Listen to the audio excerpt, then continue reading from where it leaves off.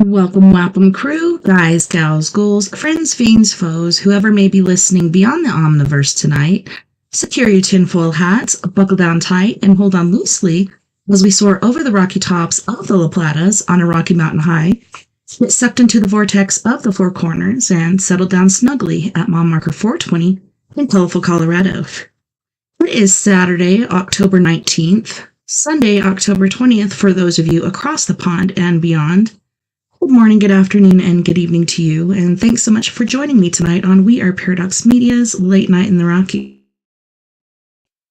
If you're joining me live right now, you may be watching on eTalk Radio, which you can find at etalk.tv/radio. You can also find us live on KPNL Radio, which you can find at KPNL at kpnl-db.com. You may also find us live as far as listening over on Spreaker.com under We Are Paradox Media. Right now, we are also live on Facebook, YouTube, and Twitch under We Are Paradox Media. If you want to listen in your free time, whether you're working it, or working out, feel free to find us basically wherever you listen to your podcast, and you should be able to find us there. Alrighty, so tonight we're doing Trippy TikToks with me, TessaTNT, and we got some really, really good ones on the line here. So let's see. Let's see what we got here. We got some really good ones. Really, really good ones. And if you guys have any ideas for any TikToks you'd like me to share, or basically any topic you want me to cover, just send it to weareparadoxmedia@gmail.com, and we'll get to that for you. Look at all those TikToks.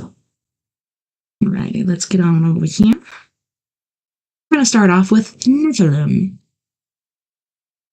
What's got the giants, the Nephilim, stirred up? This Before is we delve into Colette. that, if you don't know who or what the Nephilim are, I got you. The Nephilim are the unholy offspring between the fallen angels and mortal women. God sent down 200 watchers, angels, to watch over mankind. Not long after their descension onto Mount Hermon, they became enamored, infatuated, obsessed with the beauty of mortal women. Together they swore an oath, and each took one for a wife and laid with them, creating the massive and carnivorous breed of Nephilim, giants, which the Book of Enoch explains some stood 450 feet tall. That's tall. These giants began devouring almost all of man's sustainable natural resources, and when they got bored with that, they began devouring man. And when even that could no longer quench their hunger, they began to turn on one another, eating each other and drinking the blood. God knew if these giants were not stopped, they would be the ultimate demise of mankind as we knew it. Hence, the great Genesis flood. Yep, the Nephilim was one of the largest reasons that God flooded the earth, to rid the world of the Nephilim DNA. But unfortunately, and even according to the Bible, some of these giants survived. And for thousands of years, up until just recently, the Nephilim have been one of the biggest, largest, most massive. See where I'm going with this? Oh, I'm gonna throw it in there. Tall tales. That the higher ups and the powerful, the elite and the politicians have had to hide away and cover up, knowing all along that in fact, yes, hands down by far, the giants, the Nephilims, are not only very real, but are and have been very present in our world today, yesterday, and probably tomorrow. Yeah, they'll be here tomorrow. This cannibalistic breed of Nephilim giants live in our world, successfully hidden away for centuries. And much like their elusive cousin, old Bigfoot, they are the reigning champs of hide-and-go-seek. Hiding away deep within the mountains. No, like legit, within the mountains. Safely behind hidden camouflage rock doors in mountain walls. Living an entire existence far beyond our understanding. An entire civilization living right beneath our noses.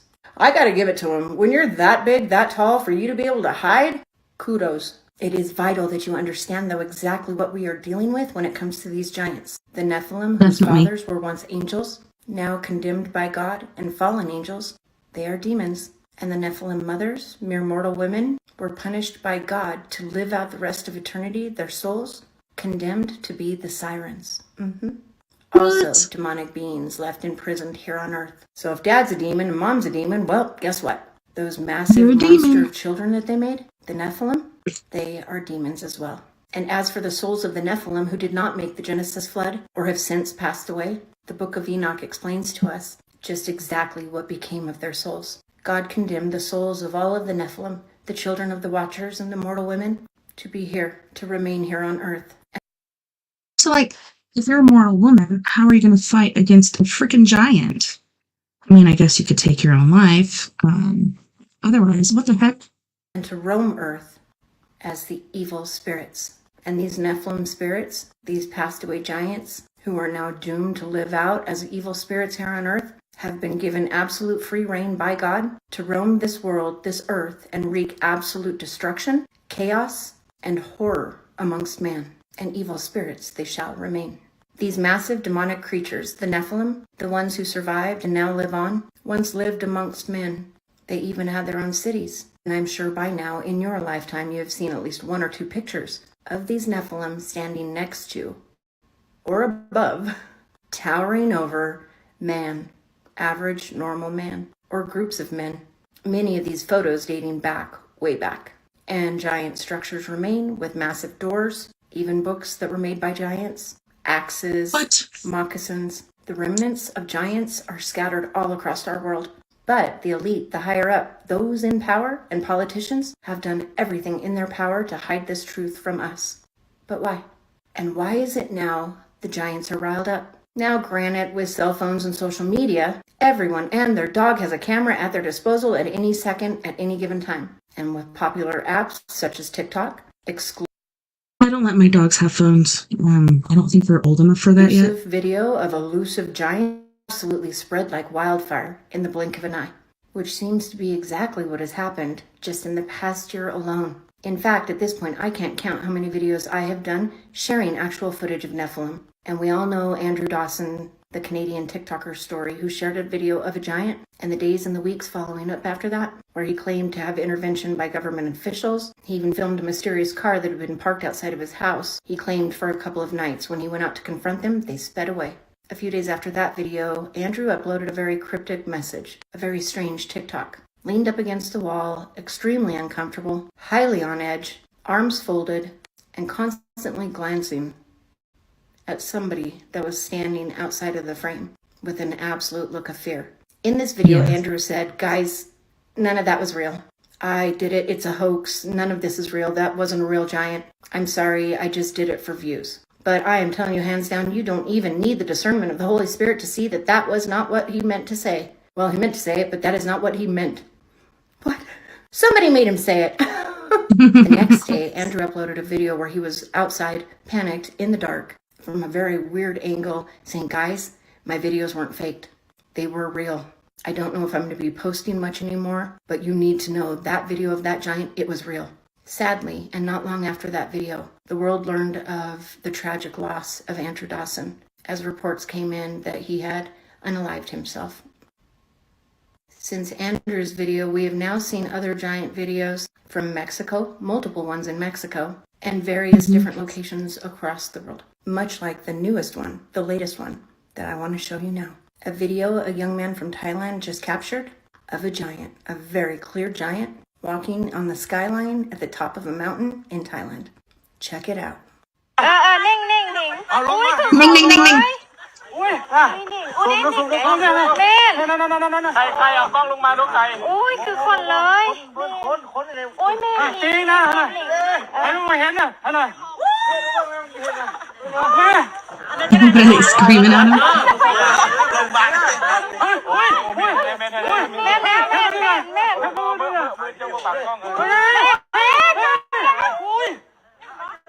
อุ้ยกองให้อุ้ยโอ้ขอทายได้ Pretty cool. Unmistakable, undeniable, that, my friends, is a giant, a Nephilim. And he's a big one. So like I said, although internet, social media, and everybody having camera phones does elevate the chances of people capturing footage of these giants as compared to long ago, why is it still, though, it seems to have only been the recent past year that we have been capturing video after video after video after video of these elusive, mysterious, cunning, and well hidden away giants that have managed to escape and elude mankind for how long? Why are they now popping up and showing their faces? And in broad daylight for that matter as well. What has got the giants stirring? A gentleman in Oregon just went viral a couple of months ago. While out hiking, he actually watched a large stone door in the side of a mountain close. He posted a video after of this massive door in Oregon. Immediately, that door was flooded by thousands of eager people, curious and wanting to see for themselves. One man flew a drone and got extremely good footage, while another man was able to rappel down a rope, and there are claims that somebody actually got behind the door. I would not advise that. So why now? Why is it in the past year and a half, giants, up until just recently, were still a myth, a creature that fairy tales are made of, that our parents, and politicians swear aren't even real, and nothing at all to fear? Why are they showing their faces now? Why are they coming up out of the mountains, walking along tall mountain ridgelines, around populated areas, not only risking being exposed and caught, but knowing that they will be as well? Do they know something we don't know? Or do they know something that we know as well? That it is almost go time. That not only will Yeshua HaMashiach be coming back for all of his Christians during the rapture, but it is almost go time for the apocalypse, the war to end all wars. The biggest war in the history of ever, the war between evil and good, is about to take place and about to go down, as we are definitely in the end of days.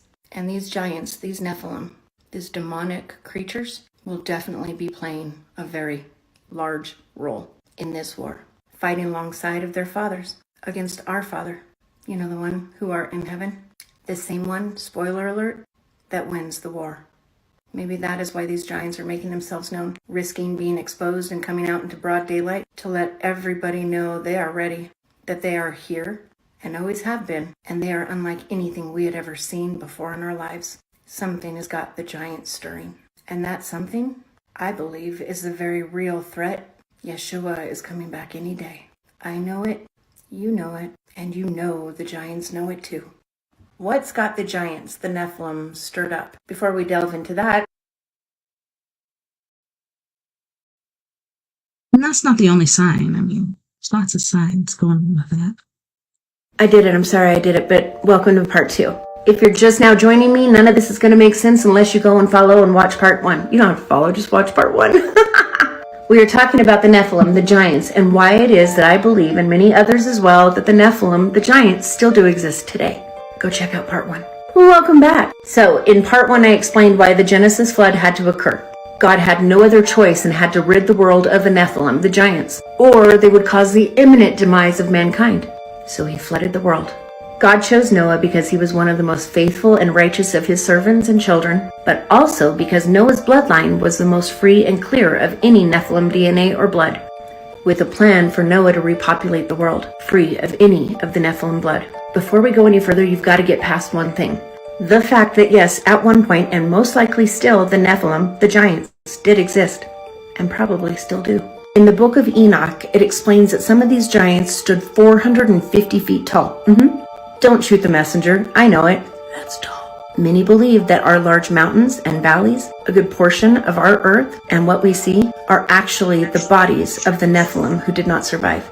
Check out these photos and tell me what you think. That's suspicious. That's really suspicious. That's a whole lot of suspicious. There are multiple islands and mountains that resemble large, giant animals as well. Elephants, bears, even alligators. This is in Scotland. That's weird. But this one, this hands down is by far my favorite. These rocks are absolutely toes of a giant, and you can find this in Colorado. Tell me those are not toes of a giant. What the heck is that? I want to know where what that is. Those are the is. ones that didn't survive. So let's talk about the ones that may have survived. TikToker Andrew Dawson last year in Canada. I wonder if that's in the Garden of the Gods. I'm going to have to Google it because I want to see. I want to see it. Shared a video of what looked to be an absolute giant walking on top of a snow-covered mountain in Canada. After sharing this video, things got strange. He went to the mountain the next day to see if he could find anything, when he was met by law enforcement and officials who told him, the road is closed, a public road. The day after that, he got footage of a helicopter extracting something very large from the mountaintop. He also shared a video of a car that was parked in front of his house randomly often. When he went outside, they sped away. He then shared a very strange, ominous video. So it's weird that this is part 2 because she shared a lot of this in her first video, so I don't know. Looking at someone or something the entire time, claiming that all of his videos were faked. The next night, there was another video. He looked panicked, he looked scared, and he said, "Guys, my videos aren't fake. You're probably not going to hear from me for a while." A month later, Andrew Dawson was gone. News spread that he had unalived himself. A few months later, another woman shared a video of a giant found in Mexico. I will be sharing a video about Andrew Dawson shortly. Many believe the government worked with these giants. Do you believe the giants are here? I looked for that giant when I was in Mazatlan because that's where that video was taken. And of course, I didn't see a giant. And I got sun poisoning because I got sunburnt to hell. My legs and my feet swelled up. It was scary. Are here? I did it. I'm sorry I did it, but welcome to... Yeah, you did. What this guy had to say about the government hiding Nephilim giants in their military bases. Greg Renrich, that was one of the things that he told me. He's the one that was talking about seeing the giants in the deep underground military bases. He said that one of the first things that they had to do before he was allowed to go into S4 or S20 or any of the others, they made him sign an affidavit saying, "You're not allowed to use the name Jesus Christ in these underground facilities, not even if you stub your toe or anything." And he said that he saw 10 to 25 foot tall giants in these underground bases and said that they were, human scientists and other people working side by side with them. He said that they even came right out and said they were the Nephilim. Wow. But yeah, I would bet my house on it. At least some of it is. I mean, I'm sure some of it's like advanced technology that we possess. The U.S. government clearly does possess a lot of technology that is not publicly known about or available or only in fragments. I mean, that's clearly true. You've done a lot on this. I mean, that's why I first reached out to you, because you did such an amazing segment on that. I was like shocked by it, how great it was. That's why I'm sitting here. So you know all this. And clearly that's part of it, but there are other things that are clearly not, that baffle the U.S. government.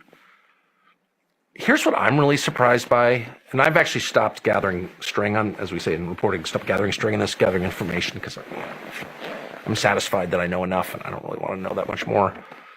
Because what I think I know is, this doesn't help me at all to know that. So that's the conclusion I've reached. I'm usually pretty curious. I've stopped being curious about this because I don't want to know anymore. But you truly don't want to know any more about it. I think I know. I think I know what's up. So I can't prove it, so probably not going to articulate it, but I think I know what's up, yeah. But can you articulate it? Well, I think it's a really old story. I think it's a really old story. So that's what I think. What is it? Well, one, I'm a Christian, and I am fairly sincere about it. I try to be sincere about it. More sincere than ever, for sure. But one thing that you notice about every world religion I'm familiar with, I'm interested in that topic, there are commonalities between religions. Jesus is unique, and I believe in Jesus. So I don't believe in any kind of pantheology, okay? I don't think they're all equal or anything like that. I think mine is correct. I think that. Sorry. But there are commonalities that are very striking between all world religions I'm aware of and all creation myths. And one of them, and this is of course true for Christianity, very true, is that the belief that supernatural beings take physical form. They all believe that. The Greek myths, Jesus, most famously, but that they take physical form, that they're not just like some ethereal, they're not just shadows floating around, specters, fog, that they're physical. Like they're as real as the arm of your chair. Say, who's knocking? And that they reproduce with people. Again, Christianity believes that. Jesus, immaculate conception, spirit reproduces with human woman. That's what the story is. And it's described in Genesis as well, in Genesis 6. But again, it's not just the religion of the ancient Hebrews or the religion of the modern Christians. It's Hinduism as well, and the animist religions, the religions of, to the extent we understand them or know about them, of the American Indians, all the same. So if every culture in the world that we know about, who's left any kind of written or physical record, is reaching the same conclusions about something. Maybe there's something there. And maybe it's not so crazy to think that what everyone else has always thought since the beginning of time, which that there is this combination in cases of, human beings and the spiritual realm, whatever that is. I can speak about it with no precision at all because I don't understand the specifics of it, but I know that it has been written about since people have been writing. And just in case you guys don't know, this is Monopolio 88. And they're interviewing Mr. Tucker Carlson.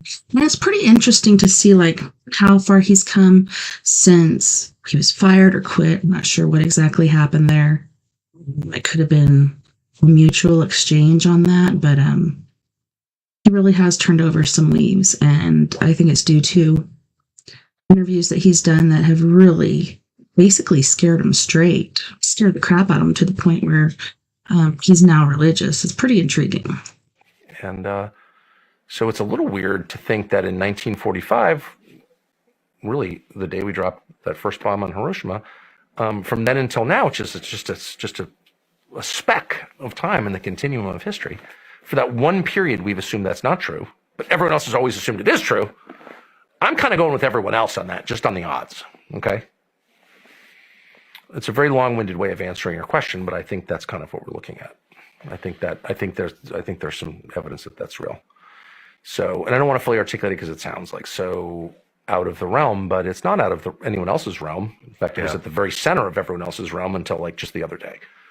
So I don't think it's a crazy thing to think, and I happen to believe that's true. So whatever, but I can't prove it. So I'm certainly not an evangelist on the subject at all, and I also don't know how that helps anybody to say it. So I've tried not to talk about it because I don't know it's true, and I don't really know what you do about it if it is. What was other it than that say your prayers? What was it that Say your prayers, what Barney. was it that led you to believe Talking that? to a lot of people. I got really interested in it, and since that is my job, that's literally my job, is to call people and see them and have dinner with them and talk to them. And that's what I've done my whole life. So it's like that's just natural for me. It's not a hobby. It's my profession. I hate to use the word reporting because it's been so discredited by the liars. Oh, we've done a lot of reporting. Here at NBC News, we've done a lot of reporting. Fucking liar. You talk to some flack at CIA who told you a bunch of lies, which you're now repeating to me and my kids. So shut up. You haven't done any reporting. I hate to use the word reporting, but just like satisfying your curiosity by trying to identify who might know, talking to a bunch of people about it, assessing who's telling the truth. Maybe they're wrong anyway, but you can kind of feel whether someone's telling the truth. And there are ways to know, or to get closer to knowing whether someone's telling the truth. And just talk to a lot of people. And I've done that because I got really interested in it, sort of by accident. I never thought I'd be interested in this at all. And so I talked to a lot of people, and I was really shocked by what credible people told me. They could all be wrong, of course. I can't prove it. Yeah. But I became completely satisfied, I'll say that they were not lying and that they were right or in the vicinity of right. I always assume the details are wrong. I was a police reporter for a while, and you interview someone like a shooting. You've obviously seen shootings, but most people don't see shootings. So you think if you saw a shooting, you'd remember every detail of the shooting. They get them all wrong. People aren't good at detail. Okay, that's just true. But they are good at themes. They're good at themes.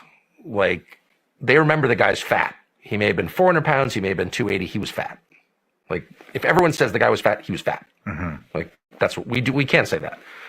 And so if everybody you talk to is saying, oh, this is really upsetting. I don't know what this means, but here's what I know. Here's what I heard someone say. I was in a meeting, or here's what, what I mean? It was that kind of stuff. And I didn't talk to anybody in the UFO community. I'm not even sure what that is. I know I don't trust I don't trust anybody, actually. You know what I mean? Mm-hmm. It's not my job to trust people. So it's my job to assess whether what they're saying is right or not. So I talked to people who I thought had firsthand knowledge. And I talked to a number of them. And then I was like, whoa, I'm out. Because I don't need to go farther than that. I mean, I think that the real struggles are unseen.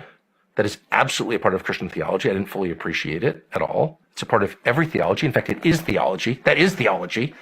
The belief that the real struggles are in the spiritual realm. That has been a constant belief since the beginning of history, recorded history. Everybody has thought that, except us. in the West since 1945. I can't say that enough. So once you get perspective on this question, you're like, okay, that may sound crazy to someone who thinks buying shit on Amazon is the meaning of life, but to every other person in the world, we may disagree about what the truth is. I'm sure we will, but we will never disagree with the fact that there's a lot of shit going on that we cannot see or measure with our senses. That is absolutely true. And of course, looking back, you have experiences, and we talked about this in great detail at breakfast. You look back and you're like, okay, that's what duh. The only surprise is not that it happened, but that it took you, blockhead, so long to see it clearly, and then to admit it. There's can I say one thing and then I'll stop? I cannot keep a straight trajectory with my thinking sometimes. But what I find so striking about the UFOs, this is the main takeaway I have, is there's this debate, is this stuff, these phenomena, which are clearly, obviously real. I mean, there's no debate about that. There's a lot of shit that people can't explain in the sky and underwater. We know that. Fact. So the debate is this government technology? Is it from outer space, or is it some spiritual realm here? I've already told you my view of it. But what I find so interesting, we know the government's lied about it. They're lying about it now. That's a fact. There's no way around it. They've absolutely lied about it in very elaborate ways. I am really struck. Here's my current thinking on it. The main effort that the U.S. government has put into its disinformation, its lying on this topic, has been not to mislead you on the technology. They're not telling me they don't have anti-gravity technology. It sounds from watching your podcast that they do, which I believe. No problem believing that. Their main interest is in convincing you that the supernatural is not real. And if you watch, and there are people in the media who specialize in spreading these lies on behalf of the government. I'm not going to name anybody, but some of them work at the New York Times. Once you realize what the point of the exercise is, it's crazy. And I hope you'll assess all the fact-checking and the skepticism on UAPs through this lens. The main thing they want you to believe is the supernatural is not real. Well, then you have to ask yourself, why? That's interesting. It is so interesting. Why is that important to you? Why do you care if I think the supernatural is real? Right. Why is that? First of all, why is it? How dare you, as my government, try to get involved in my spiritual beliefs? That's totally not your area. So get the fuck out of there, okay? A. But B, why has that been so important for 80 years for you to convince me the supernatural is not real? Why? Why is that? And of course, I can't answer the question, but my gut level response is, well, because if it is real, whatever they're telling you is not real. And if they're punishing you for saying something you know for a fact it's not real, you're not allowed to say that. Oh, not because they don't have no problem with me lying, because they lie for a living. So lying brings no sanction. You can lie all you want. What you can't do is tell the truth. That is a fact. So once you know that, you can sort of reverse engineer their lies and know with some certainty that whatever they're telling you is not true is in fact true. That's exactly the truth. It's exactly the truth. But then you have to ask motive. It's not a profit motive. Does it make them rich to deny that there's supernatural forces? No. What is that? And I don't know the answer. But the obvious answer is, well, because they sort of know they're working for supernatural forces, actually. And I think that's probably true. And the U.S. government is millions of people. Is there a specific reason or a handful of reasons, or is this a hunch that you believe that they're working with the supernatural realm or have a relationship? Well, I can't prove that. I mean, yeah. I'm suggesting that. I'm not saying it because I can't prove it, but I'm suggesting it. And if you're asking whether I believe it, the answer is yes. But I believe that for two reasons. One, because I've told that directly by a couple of people who I think seem knowledgeable. And I attach some weight to that, though not conclusive weight. I don't know. Right? I don't know. I wasn't there. Maybe they're super sophisticated liars. Maybe they're telling me the same lie for some reason. Maybe it's all part of a disinformation campaign. All the geniuses on the internet, the really smart kids seem to think you're falling for the disinformation campaign. Okay. Thanks, son. I know a lot about disinformation campaigns. Okay. But it's one of my few areas of expertise, having participated in many unknowingly. So either they're totally lying or they're telling the truth. But the other reason that I think that is for the reason just stated, which is that their main goal, when I hear a bunch of lying, I want to recognize that it's lying. It's untrue. Like, I know that's untrue.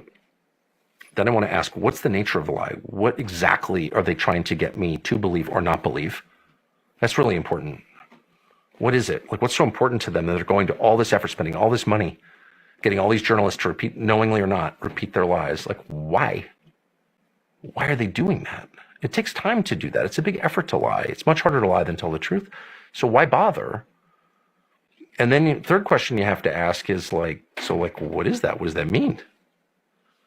And then, of course, I don't know the answers, but it's very suggestive. One thing I do know, and if you look at it, if you look at like the New York Times or Popular Mechanics or any of the, I say Popular Mechanics, I may be getting that wrong. I think it's Popular Mechanics, but there are a bunch of different stories that have run over time debunking certain claims about UAPs, UFOs. And some of them are quite vehement and sophisticated and mean, too. People believe in this stuff aren't just wrong, they're crazy. They're conspiracy theorists. They're like pedophiles, kind of, in a way. I mean, that's kind of like, why would you attack someone for that? Like, yeah. Do you know what I mean? I'm like, why do you care? Like, I'm not a Buddhist, but I'm not mad at Buddhists. I'm totally in line with what you're saying, and I mean, we had. But why are they doing that? There's just so many signs too. You know, like we talked this morning about my experience about, you know, get slapped in the face by God, basically, yes. Right? And ever since then, I take a minute, I step back, and I try to find the symbolism in what I'm seeing at the moment. Yes. And I told you I have a lot of, pretty much everybody on my team is extremely well versed in the Bible. Yeah. And they bring me up to speed in a hurry. But I mean, even just, those are the wisest people I've discovered. Yeah. I didn't know that. But yeah. So everybody heard about the story of the petrified giants inside of the Bible, right? I think I just might have came across something that y'all might find very interesting. So all over the world, people have been finding these strange, mysterious crystals that resemble and look like tissue and muscle. It makes me wonder, like, how were they petrified?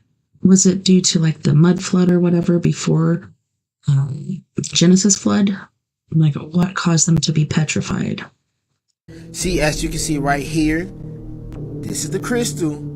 This is like a steak or something. Another one, This is another one looking like layers of fat, muscle, and tissue. Once again, another one. Y'all can't tell me this doesn't look like muscle and tissue. They even made furniture out of it. And see, now what we was just looking at was a crystal that was called rhodonite, which is a manganese silicate. And see, now the craziest part is you can find manganese inside of the body. Yeah, stored inside of bones and small amounts inside the liver, brain, kidneys, and pancreas. And it also helps the body maintain stable tissue. Don't you guys just find that very interesting? Now I guess it is more to the mystery about the Nephilim and the giants that we know. Y'all let me know what y'all think about the giants and these strange flesh-like crystals found all over the world in the comments. Like or follow for more wisdom and stay tuned. And make sure y'all share this to somebody that does not know. So everybody heard about the Nephilim mentioned in the Bible are shrouded in mystery. Initially referenced in Genesis, they are depicted as the offspring of the sons of God and the daughters of men, possibly implying a union between heavenly beings and humans. Described as heroes of old, men of renown, their true nature remains a topic of debate, with interpretations ranging from giants to powerful warriors. The intrigue deepens in the Book of Numbers, where the Nephilim are mentioned again post-flood, leading to speculation about their survival. This second reference, coming after the Genesis flood narrative, has puzzled scholars and theologians. Were these post-flood Nephilim direct descendants of the pre-flood Nephilim, or was the term used metaphorically? The biblical text is enigmatic, offering no clear answers, thus fueling ongoing debate and fascination with these mysterious figures. The Nephilim, mentioned in the Bible. For those of you that either believe or don't believe in giants, don't believe in the Smithsonian cover-up, have more questions like you did in that 1.6 million view video we did about the Grand Canyon and how that's important, about how G.E. Kincaid went to the Grand Canyon, came out with artifacts made of precious metals. It was shared in newspapers. The people local saw the artifacts, and then as fast as the Smithsonian heard about that sponsored it, then immediately it's all erased and it wasn't true. Those of you that didn't know why the Chinese have worshipped the Grand Canyon, if that's news to you, remember Human Origins Revealed taught you that. Yes, the Grand Canyon is sacred to the Chinese. An ancient Chinese account describes the Grand Canyon as the Canyon of Xiang, and Almighty God. The account says that the ancients were so impressed by the canyon's beauty that they populated it with the souls of great sages. The account also connects the canyon to Xiaohou, a revered ancestor who is described as a little sun child. Interesting. For longer than it's been special to us. We want to share more information about how that ties to the Susquehanna, about how Dr. Hay came down the Susquehanna in 1916. The 1916 Susquehanna River expedition marked the first scientific exploration of the waterways central to the history of North America. It's considered a milestone in the annals of archaeology discovery 100 years later. And when he asked for money to start the Museum of the American Indian, he asked for $250,000. What he found scared them so bad that they gave him $500,000 to begin the cleanup / cover up. So again, for you folks that believe in giants or don't. The museum's collections are based on the personal collection of the George Gustav Hay, who founded the Museum of the American Indian in New York City in 1916. Hay's collection included nearly 1 million objects from native communities in the Western Hemisphere. Ooh, I'd like to see that. Believe. Come to us for the truth, because you're going to sit on one side of this when we're done. We want to share more with you about how the Grand Canyon ties to all this and what the Smithsonian's role was in between these two very large and special projects that they were involved in early in our history. Again, it's Human Origins Revealed.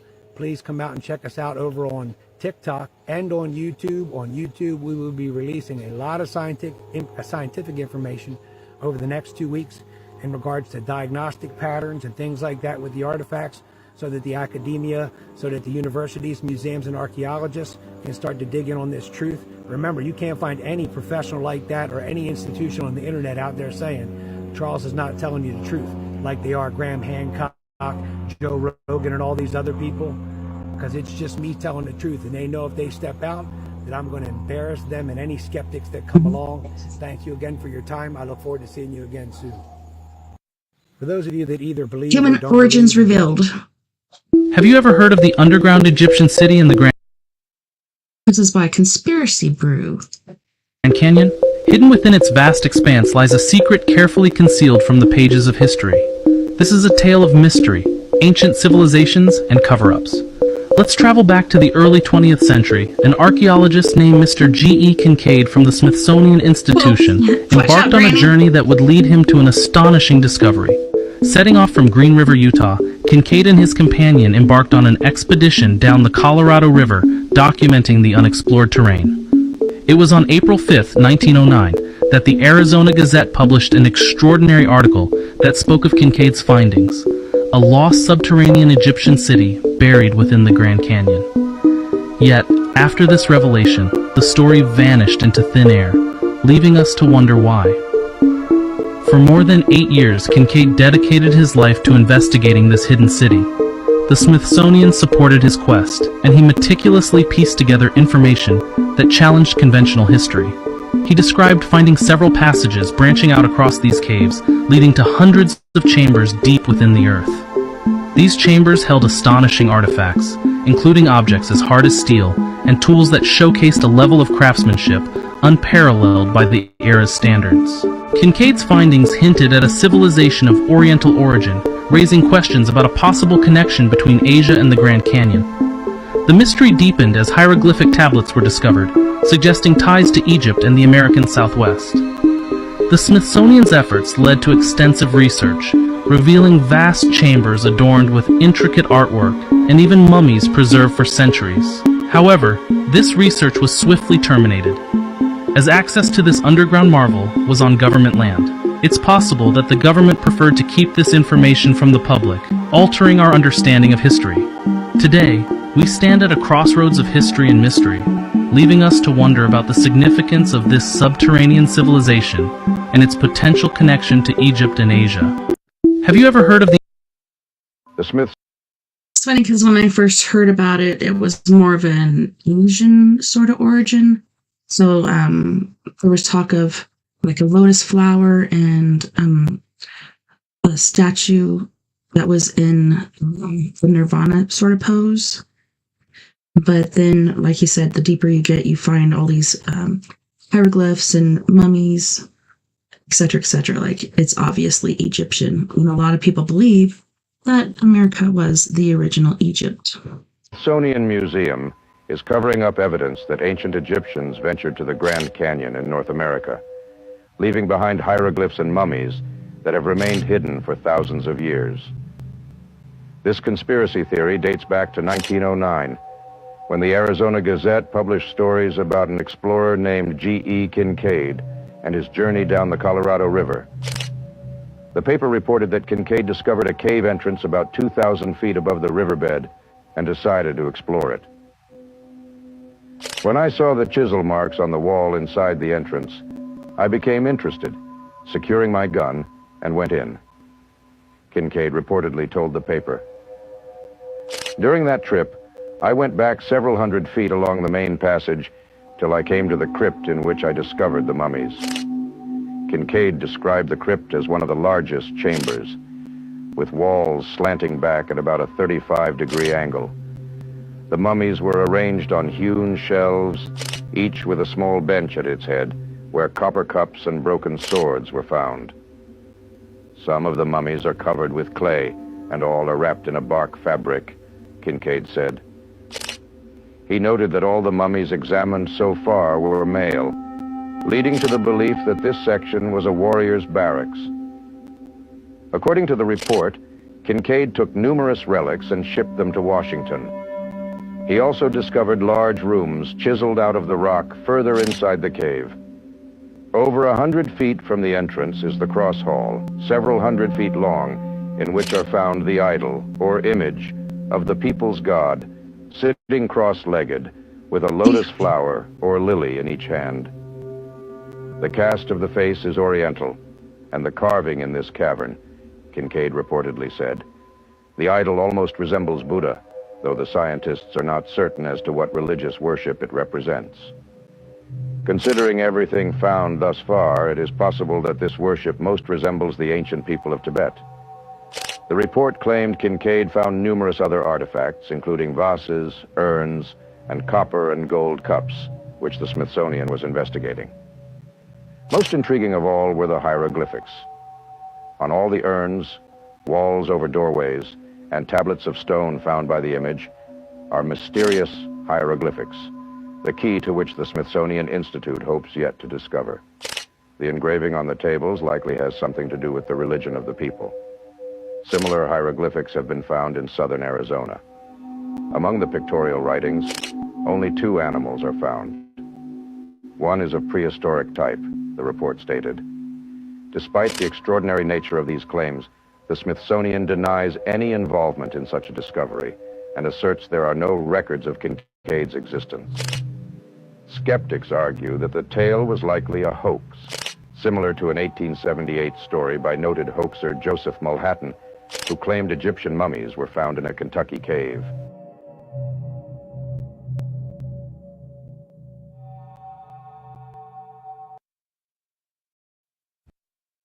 How do you disprove that? Because we all know the Smithsonians who owned the Smithsonian Museum have paid for and covered up so many different things, just like the Vatican.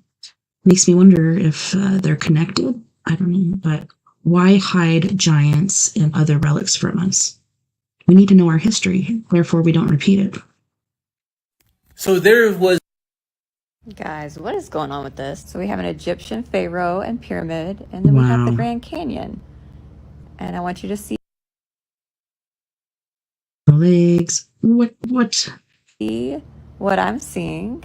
Take a look so you can understand the internet's newest conspiracy theory. So I'm going to try to explain to you why people think this is legit. And it all starts from an article back in 1909 where an archaeologist found a hidden city and a ton of Egyptian artifacts here in the Grand Canyon. So some people thought that was a hoax, but then the hieroglyphics are actually pretty similar between. And they won't let you in there. They even have people that are armed that are guarding, so you can't go in there. The two, Native American and Egyptian, like some of the characters were exactly the same. And some people just don't believe that the Grand Canyon could just appear naturally, that man had to be involved to create something so majestic. There's apparently a whole group of people that believe the US government is hiding a whole lot of stuff in the Grand Canyon from us. Supposedly they're hiding evidence and artifacts and a whole ancient civilization, and that our government doesn't want to open any of these mummy shells because they don't want us to be a cursed region. I don't know. Do y'all think it's an Egyptian shrine? You tell me what you think, because my theory, I think someone in an MLM came up with this because it looks like another pyramid scheme. Guys. So there was this dude named George Keller. He lived in Manti, Utah. And he discovered this cave in his ranch where there was a bunch of arrowheads or whatever.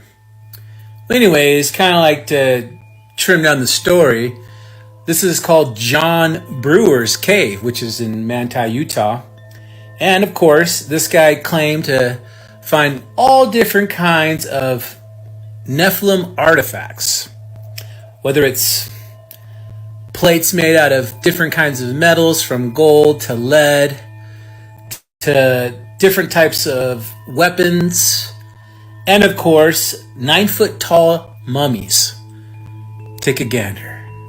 Gail, this is Terry Carter calling. How you doing, Terry? Hey, I got a couple more questions I want to ask you about John Brewer. Okay. If you got a minute. Sure. I was wondering if he ever told you about the inside of his cave, the East Cave, the one with the mummies in it. Yeah. And just what he described to you and what he told you about it and how he found it and just the whole story of what it looked like and how he hit it up. And story, you got time? Sure. Well, there was a woman, a girl from Manti that graduated from high school. She didn't want to stick around Manti anymore, so she took a job in San Francisco. And she was raped and she got pregnant, and she came back to Manti and she had the baby. She didn't want to keep the baby, so she gave it to a family at a ranch outside of Manti somewhere. And they raised the kid. He was half white, half black, and the people didn't accept him very well. The kids kind of picked on him, so he ran around with the Indians. Okay. And that was George Keller? Yeah. Okay. And it was the George Keller Ranch that he was at. Okay. And anyway, Johnny was making pictures out of arrowheads, Indian chiefs and stuff like that. Oh, Cool. Display them at the fair, and the fair was coming up, and he needed more arrowheads, so he started asking around if anybody knew where there were arrowheads, and somebody said, well, George Keller knows where there's a lot of arrowheads. They said, where can I find him? And they said he usually hangs out at the bar down here. So went down there and he found him and asked if he could show him where there's arrowheads. And he says, I will for a jug of wine. So he gave him a jug of wine. He told him where to go, and he went up there and couldn't find any. So he came back down and he said, will you take me there and show me where these are? And he says, I will for another jug of wine. So I bought it to him and took him up there, and it was under an overhang of rocks. And he said, now don't just pick up the ones on the surface, dig down, because this area for making arrowheads for many, many years. And he dug down a couple of feet in there, and he broke into a chamber. And the story that he told me is that there was steps going down, and at the bottom of the steps was a hole, a deep hole, big enough for a guy to fall into. He says he tossed a rock down there, and it went down a long ways before it hit. Anyway, he says that I asked him if the hole was man-made or if it was natural. He says, oh, he didn't know. But he said on the left, the bottom of the stairs was a kind of a desk or a table, and he thought that was used for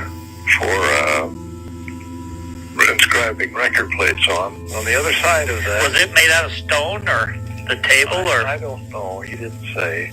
Okay. But he said on the other side of the table was a very large stone crypt. And he says that it was huge. And he says that against the far wall, in the other direction, was another large stone crypt. He says on the right-hand side, there was a bunch of shelves cut into the side of the hill, and there was a bunch of bundles on them. And he said that he came back with pry bars and wedges and stuff and was able to raise one of those lids up far enough that he could shine a light in there. And there was a mummy, a well-preserved mummy in there, a giant guy with red hair in full armor, a big sword in there. And the other one, he said, had a blonde-haired woman in it. She was also large, but not as big as him. She was also in armor. And on the other side, he said he didn't know what was in those bundles until he opened one up. He says there were cement box that was wrapped in juniper bark and covered with pitch, and those were the ones that had the records in. Okay. And I asked him, I said, well, what was straight back? You told me what was on the left and what was on the right, but what was straight back? And he said, well, he said, I don't know. It was just a lot of dirt back there, but he says he did kick, he stumbled on something, and it was some tablets there that was underneath all of. Okay, so this was posted by Twin Christ 78. Pretty intriguing. I want to get a hold of this Terry Carter, treasure hunter guy, if he's still alive, and see what he's got to say. He's got a lot of interesting things, interesting stories.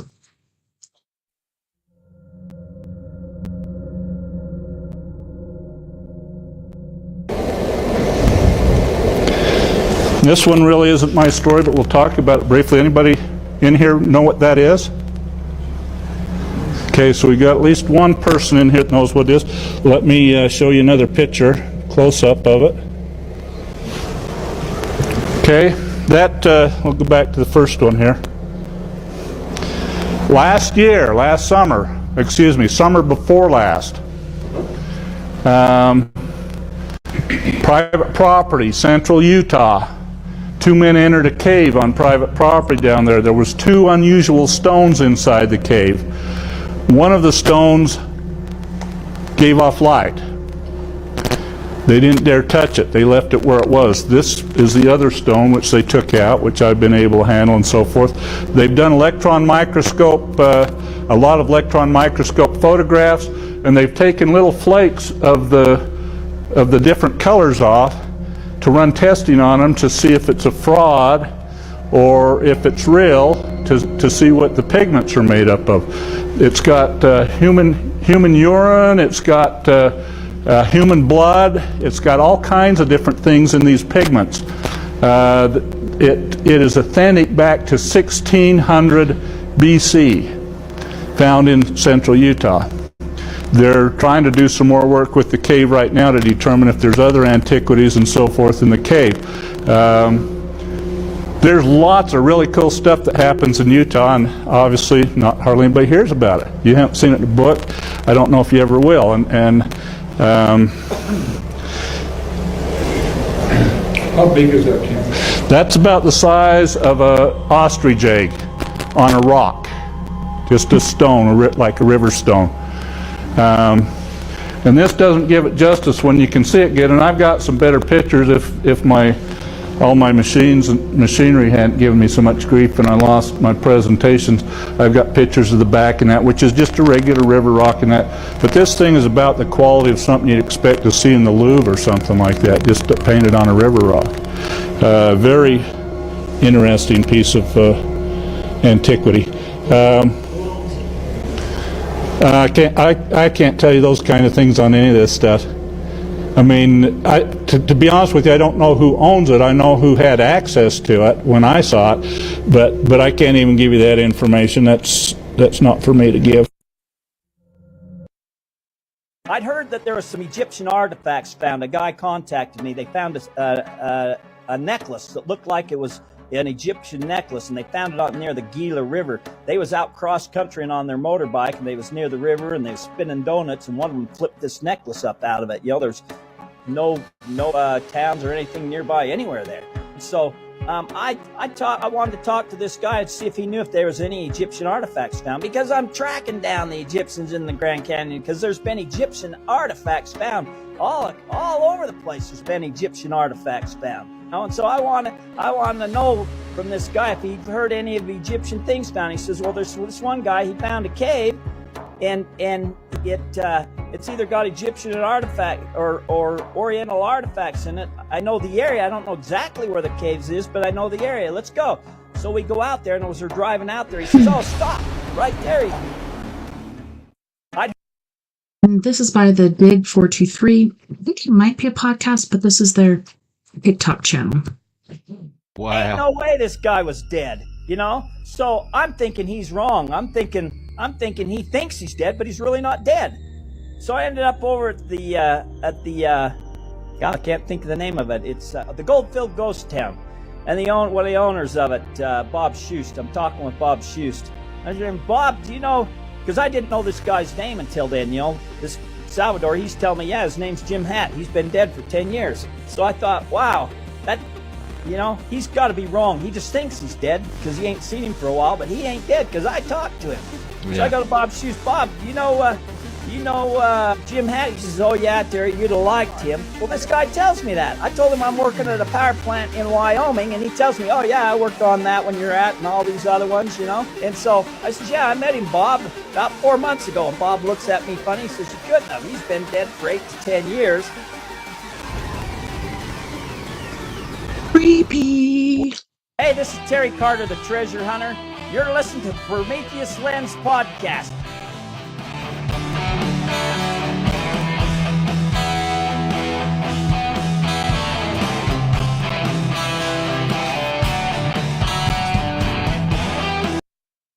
The Mohen.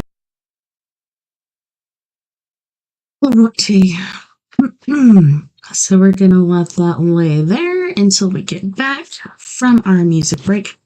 And on this music break, we have Mr. Jeff Hilliard from Los Angeles, California with Finger Bang Your Day, Consensual Sex Fan, Multitude, Silicone Wave, and Cock That Heals. You guys don't go anywhere. We'll be right back after this music break.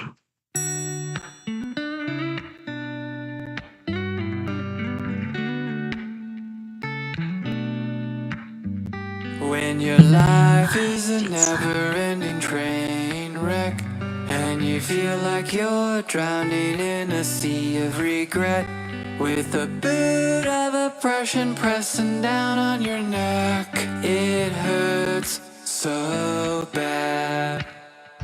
When your overwhelming hatred kills your heart's desire, and reality starts looking like a dumpster fire, you start bitching to me, but you're preaching to the choir. You don't need to be so mad, 'cause sometimes we hurt, sometimes we cry, sometimes we're sure there's no reason to try. When the whole world goes completely insane, open your heart, stand up and sing. I'm gonna finger bang my day. Yeah, yeah, I'll finger bang my day. That's right. You gotta make the choice to give it all you've got, and make your day long with pleasure, really make it hot.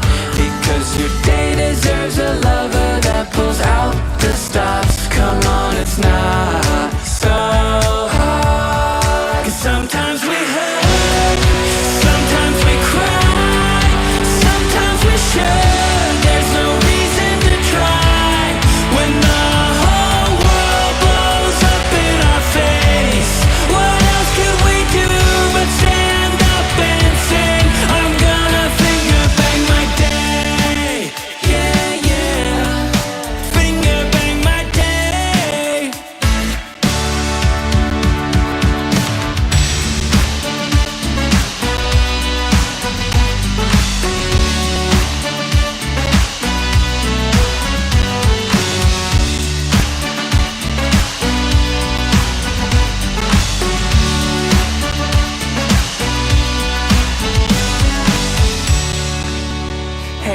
really doing? We can't live in a world that has this much hate. We have to get honest with ourselves. We have to take stock in what our part is in all of this madness. We have to let go. And we focus on giving love, setting that intention. And each and every single one of us gets up every day with the intention to give love. And we do it. We go out there and we give love every single day. Each one of us gets out there and makes love to our day. Giving our day a multiple orgasm. The whole world will be orgasmic for the rest of eternity. Sometimes we hurt, sometimes we cry, sometimes we should.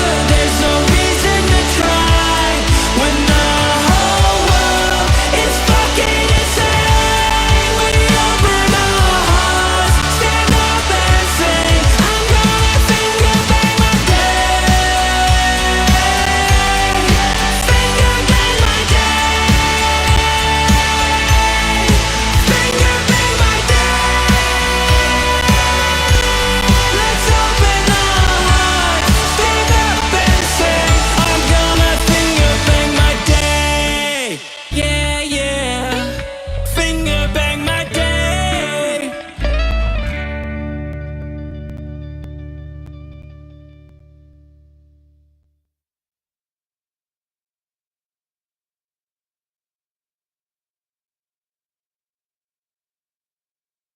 Do you wanna go for a ride in my consensual sex van? Do you wanna go for a ride in my consensual sex van? Let me take you far away from all this huff and puff. There will be nothing in between our love, like a pair of doves flying high above, where nothing can touch us, touching softly. Don't let me go, I won't let you go. This is eternity with me, baby. Do you wanna go for a ride in my consensual sex van? Do you wanna go for a ride in my consensual sex van? You don't have to be alone. Come with me. Magic, healthy laughter, boundaries, safe space, ongoing mutual consent, passion. Happily we'll be bearing our souls, naked by the sea. We'll breathe the clean air. We'll be living, laughing, loving forever. Baby, do you wanna go for a ride in my consensual sex van? Do you wanna go for a ride in my consensual sex van? You don't have to be alone anymore. We will be together forever in love. Do you wanna go for a ride? Do you wanna go in my consensual? Let's go. Let's go. Let's go. Let's go. Just get in the van. Drop a can of drip, drip, drip. Drop a can of drip, drip, drip. I got all the moves, got that multitude. You think it's wrong? I could've had too long. Fuck that. Check these molar moves. You need a multitude. I can do no wrong. Back to the head, I'm never gonna cut it. All these hookers sweet on me. Look at them chasing me, showing me that ass. And I bagged up to snatch. I do this shit for free. Go down your mom till 3. She's taking selfies with the mullet like it's history. How can I maneuver you with that pussy, dude? You sit like Buddha waiting on it to come to you. My lines are straight to the point. She shows me gratitude. So what's your latitude? Let's adjust your attitude. Hey, what up, alligator, double dually Lamborghini. All up in a silly little yellow polka dot bikini. I got more the moves, I got that molar too. You think it's wrong? Back of the head too long. Fuck that. Hey, what up, alligator, double dually Lamborghini. All up in a silly little yellow polka dot bikini. Check these molar moves, you need a molar too. I can do no wrong. Back of the head, I'm never gonna cut it. What up, alligator, double dually Lamborghini. All up in a silly little yellow polka dot bikini. You're like the butt of a butternut cutting up panini. So climb back in your kangaroo pouch like a rolling genie. These moves are hot, these locks I got. This power cannot be disputed and it can't be bought. So you can find me in the studio with all these thoughts. You wanna bite my style, but you can't be what you're not, neighbor. I got more the moves, I got that molar too. You think it's wrong?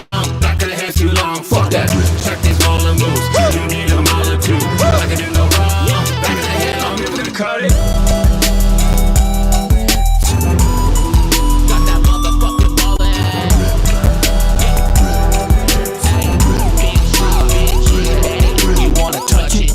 Yeah. Next time you come around here with your bitch ass, just remember how my mullet makes your hoes pussy drip, drip, drip. I got molar moves, I got that molar too. You think it's wrong? Back of the head too long. Fuck that. Check these molar moves. You need a molar too. I can do no wrong. Back of the head, I'm never gonna cut it. I got molar moves, I got that molar too. You think it's wrong? Back of the head too long. Fuck that. Check these molar moves. You need a molar too. I can do no wrong. Back of the head, I'm never gonna cut it.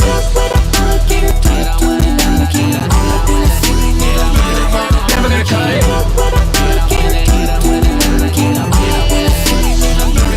Never gonna cut it. Drip, drip, Molar moves. Don't touch the molar, bitch. Molar moves. Drip, drip, molar moves. All up in a silly little yellow bucket. Never gonna cut it.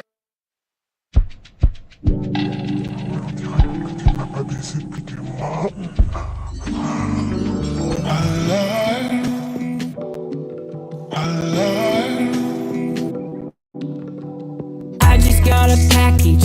I can't wait to get home. I spent all day tracking the shipment on my phone. All that she was lacking, I ordered custom. I can't wait to get some. Take it to the bedroom. Bitches always nagging. Now I got the air. I send the bitches packing, going my way. I have a new attraction. Don't care what you say, it's better in every way. Now baby, it's time to play. We're gonna make us a tape and show everyone the way. Cause I'm going my way, riding up the Silicon Way. I wanna see on the game with my new real phone. I'm gonna play. Just second way to my Silicon Way. She is here to stay. She's my new real phone and it's time to play.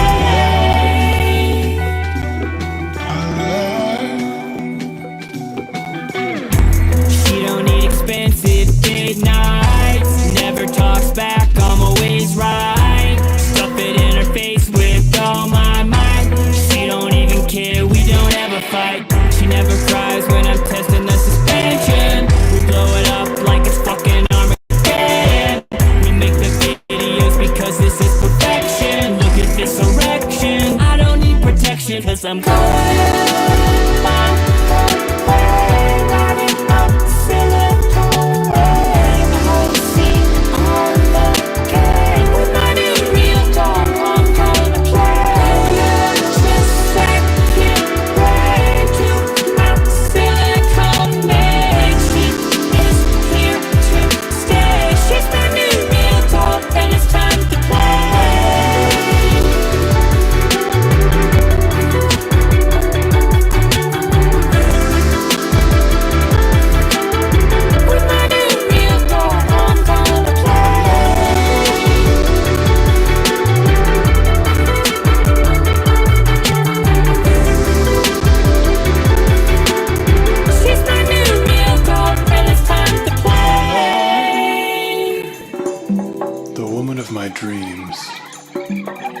voulez-vous coucher avec moi? Fais-moi l'amour.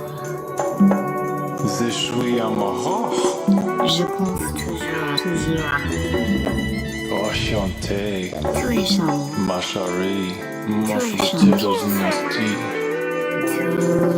Is a touchy of nipple. Tu es chaud. Fais-moi It's like living on a super yacht, making love to a robot. It's like owning a football team, but having sex with a robot. It's like winning an Oscar and Emmy or Grammy when you're fucking a robot. It's like saving a family with a newborn from a fire, but you're fucking a robot. I'm calling my phone, got it up, silicone wave. Won't see on the game with my new real tone. I'm gonna play. Just second way to my silicone maid. She is here to stay. She's my new real tone, and it's time to play.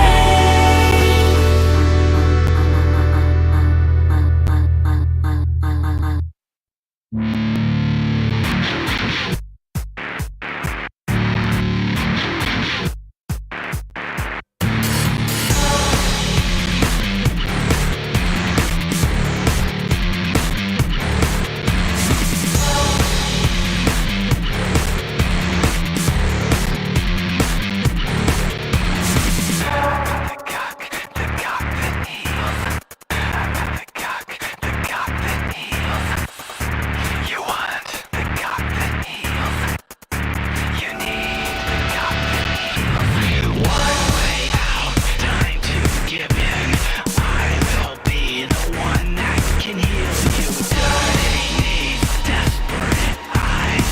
Fill the void you feel inside. Open wide, it's the fight for your life. You can get what you want to fill the hole inside. Open wide, it's the fight for your life. You'll be free if you can make it right. Make it right. Make it right. You'll be free if you can make it right. Cock, the cock that heals. Cock, the cock that heals. You want the cock that heals. You need the cock that heals. You think you're something special. You think you've got it made. Think everybody wants you. Think you can get your way. No one really cares about you. Delusions start to fade. Your advances are rejected. You know they always hide. Open wide, it's the fight for your life. You can get what you want to fill the hole inside. Open wide, it's the fight for your life. You'll be free if you can make it right. Make it right. Make it right. You'll be free if you can make it right. Make it right. Make it right. Make it right. You'll be free if you can make it right. You're nothing but an ungrateful, unworthy sinner. You're gonna have to run the other night when I get fire. What makes you think you deserve it? What makes you think you have earned it? I know you need it. Won't you kill for me? I know you want it. Won't you die for me? You got no choice, no way to conceal the only thing that makes you feel. I'm gonna rock the cock that heals. I'm gonna rock the cock that heals.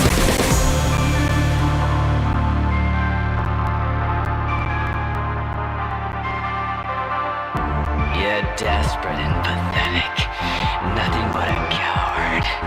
You're a fool with nothing to offer. No one will ever believe you. They see you for what you are. You're just a fraud, a shell of a person. And now the power and fear of penetrate the demons that have you. They enslave you into the nightmares of hate. I am the Juggernaut.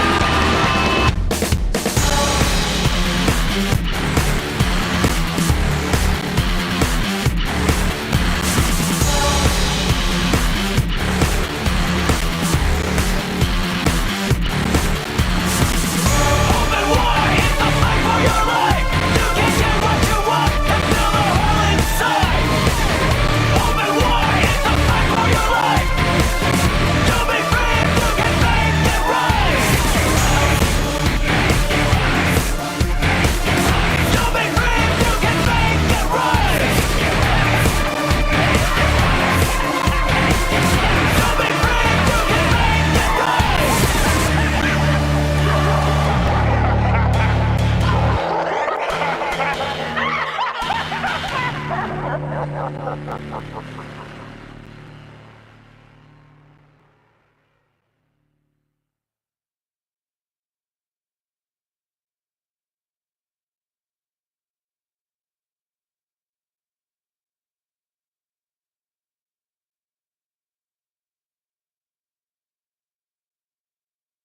Welcome back, and thanks so much for joining me tonight on We Are Paradox Media's Late Night in the Rockies. Tonight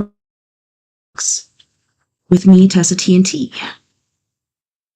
I think we kind of broke up there, so it'll be TikToks with me, TessaTNT, and it's been pretty good so far. We've been getting into the Nephilim and giants, and yeah, it's been pretty intriguing, pretty interesting indeed. Let me just check on my sounds really quick. Don't want to leave anybody out. Looks like we're doing good.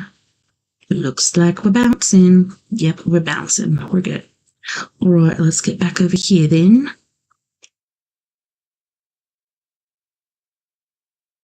So this is by Ninjas of Butterflies. I love these guys. I love their energy. Also, I believe that the name of their podcast is Sunday Cool Teas. The Ninjas of Butterflies is what I know them as, and that's what it's showing right here. So I do not know if it's the same thing, but yeah, make sure you check them out. Subscribe, and they do have a podcast, like where it's not just clips, it's a whole show, and they're pretty funny. Dara. It was this ancient city that was discovered. It was so technologically advanced, and yet it's written nowhere. Like, this city, it was huge. No one really knows what happened to it. They found a bunch of skeletons that looked like they just died instantly. Oh gosh. When they tested the soil around this city, high levels of radiation, Oh, the gosh. sand had turned to glass. Everything that would indicate that there was a nuclear Come on.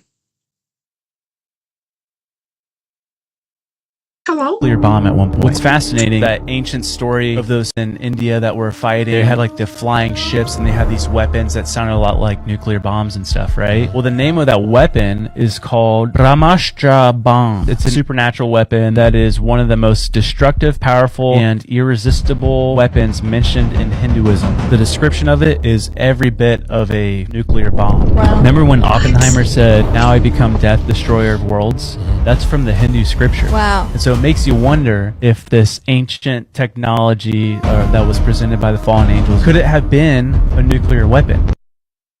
Kind of sounds like it.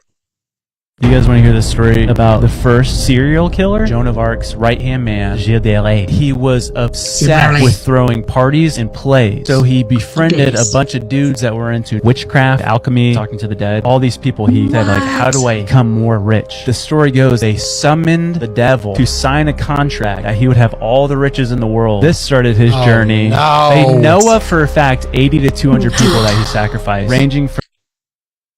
Never make a deal with that guy. It never turns out the way you think. Not good. And it can follow your family for quite some time. From the ages of 8 years old to 20 years old. Those children. And their children to work for these giant estates, and apparently he had a dungeon and would do all kinds of terrible things. After some time, he admitted that he had all these people. But what's so crazy to me is, like, you hear the conspiracy theories about the castle of witches or whatever, Yeah, talk that's about what I the was thinking Illuminati. about, yeah. It seems like evil doesn't change, and it's always asked for something specific, and a lot of times it's child sacrifice. You go even back to like the time of King Solomon and the god Molech. It was a child sacrifice god. You guys Did you guys hear the astronauts were hearing a weird sound in space? Yeah. Ninjas of Butterflies. I don't know if I've played this one before. I know I've seen it before, but this is trippy. I have it. I have it right here. NASA came out and said it's something that's not out of the normal. But it's like, then how do the astronauts consider it to be abnormal then? Yeah, they wouldn't have commented on it. All right, listen to this, Lil. There's a strange noise coming through the speaker.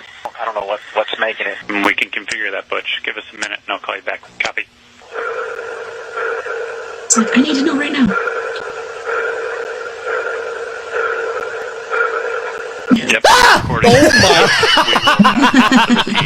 And let you know what we find. Dude, I was so in my head thinking about something, and you literally scared the crap out of me, bro. You about hit your head on the ceiling. You jumped so. You go, whoa! Dude, R.I.P. James Earl Jones. You guys? Oh, yes. That would be Darth Vader. I can't believe that guy's gone. He's been like Simba's dad and the dad on Coming to America, and he's had so many different roles. I really like that guy. Doesn't this guy at the bottom kind of look like Alex Trebek for a second? Pretty sure he won't hear in a little bit, but kind of does right now. Hear that NATO wants Canada to prepare for war? Why do they need to prepare for war? They just said the odds of Canada going to war with a foreign adversary, Russia or China, is a 50-50 odds. Are you sure we have to? Oh boy. Oh boy, that sounds like a big job. That doesn't sound very fun at all. We have to shoot guns and whatnot? I don't know about We that. don't even have guns. We just pour We're not syrup. allowed to have guns here. We just I pour don't know if syrup on that's top of true. them, make them all sticky and such. You Canadians get it. Yeah, come on, Canadians. I'm a little upset. Remember we were talking about the... Man, this one is sad. And yeah, I heard about this before they even said it. Like there was talks in North Carolina, trying to get bought out, everything. They would not sell their properties, of course, probably generational properties, etc. And of course, this natural disaster just happens and wipes out everyone in that area where there's never floods or hurricanes. Like, what is happening? conspiracy around the hurricane stuff. Yep. Literally after we stopped filming it, I saw like 10 or so posts talking about this area in North Carolina that is one of the world's largest deposits of lithium. Oh gosh. And it's in a residential zone. Yeah, you can't mine it. And they've gone to these people supposedly and said, we'd like to purchase your land. And they all refused. Are you kidding me? And now that exact same spot is Wiped out. This is Maui all over again. It's lithium rich in this area that was wiped out. And so now we have to keep an eye on that area because what the flip are they going to do there, dude? But yeah, people won't be able to afford to rebuild, so Yeah. someone can come in and cover. Because nobody had flood insurance. Why would they? They've never needed it. I don't even have flood insurance. I don't need it, but it kind of makes me think I do. See, I'm probably half a mile to the river, but you never know. And I'm kind of up a hill too, but so were a lot of these people. They were told there's going to be floods. They went to the mountains and it hit the mountains hardcore. Or like the remaining mortgage families will go somewhere else and start over, leaving the land behind. Remember Psycho killer, qu'est-ce que c'est? Better run, run, run, run, run away. It's bad stuff, baby. Scene. Okay, there's this clip of the Falcon 9 in space. Let me make sure I unlock that. Psycho killer. Scene. Okay, there's this clip of the Falcon 9 in space, and it was a live stream, right? And so it's showing the outside of the ship. Okay, someone spotted a mouse on the outside of the. I'm telling you, these freaking things can survive anything. I'm the best mouse catcher I know, and I have like 4 cats. Come on, do your job. I even have a cat that catches mice and brings it in. No, catch the mice here and take them out. Like, take them out. Thing. You can see it on video. You can see it crawl in space. That's what I people wanna are see freaking it. out about, man. People are like, wait a minute. Wait. Is this true? Is this a live stream from space, or is this some type of studio stuff? And they just orbit. Again, if you're keeping an eye on that timer, that's going to continue to burn until 8 minutes and 44 seconds. From entry burn. Where is it? Meanwhile, that I think I second saw it. stage continuing to power Dragon into orbit. Oh my Again, if you're gosh. keeping an eye on that timer, that's going to continue to burn until 8 minutes and scene. Okay, there's this clip. That is freaky. The weatherman is like showing Just the a radar butterfly with this eyes. big like storm formation or whatever. He's like, just so you Just know, a this isn't servant a in storm. Christ This is just military should share this. exercise. Popping up on the radar looking like a storm. Yeah. Did it again, but they were Chemtrails. basically like, this is not a weather formation. This is the Geoengineering. military dropping chaff, shreds of aluminum, fiberglass, and plastic Why? used by the military to trick radars. What? So it's Oh. basically a blanketing system Yeah. to where the radars cannot penetrate through it. And they've been doing that all over the U.S. So not only are we tricking the radars, but we're killing our people slowly but surely. It's just particles in the air. Wait, but that's poison. Is that raining down on us? Yes. Yeah. The thing that I showed you, this chick is talking about like snow is now toxic. She takes a cup, scoops it up, melts it down, and then takes a magnet on the side, and it's not dirt in the snow. It's literally pulling to the magnet all the debris from the Ugh. snow. Disgusting. Should we block out the sun? Geoengineering is manhandling a planet's climate, like terraforming Mars or sulfate aerosols. It's artificially altering a planet's climate. Switzerland has requested that the UN create an expert group to analyze the data on geoengineering. But there's been a lot of pushback for any idea. A few years ago, MIT proposed a non-invasive method, a kind of solar engineering from space. They were called space bubbles, and the idea was that a thin film of inflatable silicon bubbles, stretched out to the size of Brazil, would be sent to space to partially block the sun. It would be positioned at L1, one of the Lagrange points where the gravitational pull between the Earth and the sun essentially balances out, so the bubbles could, for the most part, just float there. MIT calculated that the bubbles would only have to deflect about 1.8% of the solar radiation, so that's 1.8% of more shade to reverse climate change. This is a sail that we could just remove if it wasn't working. Geoengineering is extremely controversial, even the space methods, because obviously messing with a planet could have unforeseen consequences. We can barely predict the weather 5 days out. Even MIT admits this is a last resort. Should we block out the sun? It is so bad, and it's like, do they not know how insulation works? So you're using aluminum, diamond dust, all these different things. I'm not afraid of diamond dust, but aluminum and the other things they're using in there to keep the sun out, to keep the oceans from heating up, but it's actually causing it to heat up more. And they've been doing this since, I believe, the 1950s, believe it or not. I'd have to go back and look at that, but that's the last I saw, I believe, was the 1950s, and I was blown away that they started that early. All right, so I'm back out here again today, looking up at the sun again. What do we see? What is this showing you right here? Again, these two beams coming out. This is... Okay, so that could be just a, flare from the lens. I don't know. Can he see that with his naked eye? Too consistent over several days. Yeah, for it to just be normal. This ain't normal. Let's see what we see when I zoom in today. We're gonna stare at the sun. Well, it looks like there's a bit of a blue orb next to the sun today. See that's that? right there too. That's a lens flare. Now, as I zoom in, I want you to look at all that of one the doesn't move, so little blobs of light. these that two are keep on lens floating flares, but by. what about that Is this one? a swarm of UFOs? That's what I want to know. So I'm just going to film as I walk, just to show you that these beams don't move. Or whatever you want to call them, these beams that are coming out of the side of the sun, they don't move. So they're part of this new sun. Now, if you can explain that, how come they're there as I'm walking? This isn't a sun. This isn't like a lens flare. This is not a lens flare. You son of a gun. This is something that's up there, coming out of the sun, or the supposed sun. There's all this talk of a sun simulator, fake sun, whatever the fuck it is. Whatever the fuck it is, I'm just saying, look at that. Look at what the sun looks like. So I was seeing earlier, there's like these weird like flare thingies. Those beams coming out the side of it.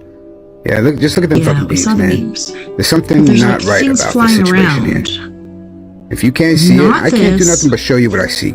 It's up to you to decide what you think it is. But I'm just saying, I never seen the sun beam out like that on both sides. How about you? Is that something that you've seen before? Do you think that's fucking normal? Yeah, I don't think it's normal. That's why I'm making the goddamn videos. That shit ain't normal to me. You zoom in, let's see the little particle thing. So I'm walking over here again. I'm walking down the street, pointing the camera out, here. and those beams don't move. Now, if it was a lens flare, you'd expect those things to move. You see a little bopping around, little bright little dot that keeps popping around? That's a lens flare. That's for me walking. Yeah. Yeah. You see that light that's moving? That's for me walking. I'm glad you know that. The rest of that shit is coming off of this fucking sun. This fake fucking sun. Now watch as I'm gonna try to zoom in on it in a minute. You see what I'm talking about. This shit don't look right. Yeah? See the bopping around light at the bottom? That's the lens flare. Those beams coming out the side, that's from this fake sun. See him flying around? Now look at it. Just look at this What the fucking fuck is thing. that? Is that like big beam that space comes out. garbage? This is strong as the sun. UFOs? What the fuck is So it? what's happening here? What's making that happen? What is that? What is that? Okay, so I'm in a different position now. Okay. And let's see what it looks like when we zoom in. Look at this shit, man. Come on, let's zoom it out. Let's see what happens when we zoom in. It's still there. You see my camera, my phone has 3 cameras on it. You see how they switch? But those beams stay there. As I zoom in. See the stuff flying? Isn't that weird? Wow. See the bottom little blue thing that keeps forming? That's a lens flare. Is that dust? Is that UFOs? Seems to be like particles coming out of the thing. Yeah, I think it's like dust. It could be space junk. I don't know. But I think it's dust. That little blue thing there, that blue circle, I can see it. Can you see it? Mm-hmm. And let's have a look at this beam. Beam me up, Scotty. Look behind you. Insane. Whoa, did you see that just shoot across? Did anyone else see that? I see it like right in here, I think. Oh, there it goes. That's a seagull. That's one fast seagull. Look behind you. Crazy. Telescope captures UFO bigger than Earth passing through Sun.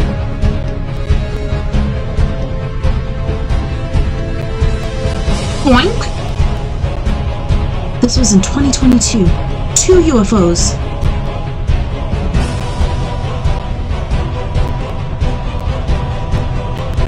The UFOs that appear in the Earth's atmosphere are all small, while the larger ones are outside the Earth. Earth is too small for their mothership.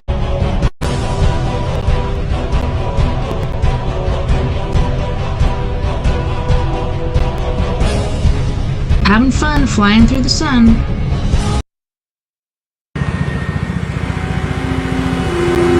Okay, so this one is by the Theasun? I don't know. THEUSSUN. But this is in Taiwan. What? Looks like it could be a balloon, but they're saying that there's light that comes off of it. Yeah, see it? Ramp, like it's scanning or something. Could be a glare from the sun. I don't know. What do you guys think?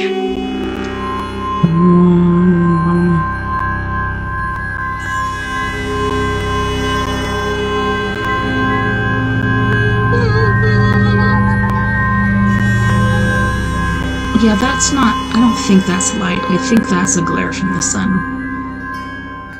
It could be a freaking balloon. The US Sun. That's what it was, the US Sun.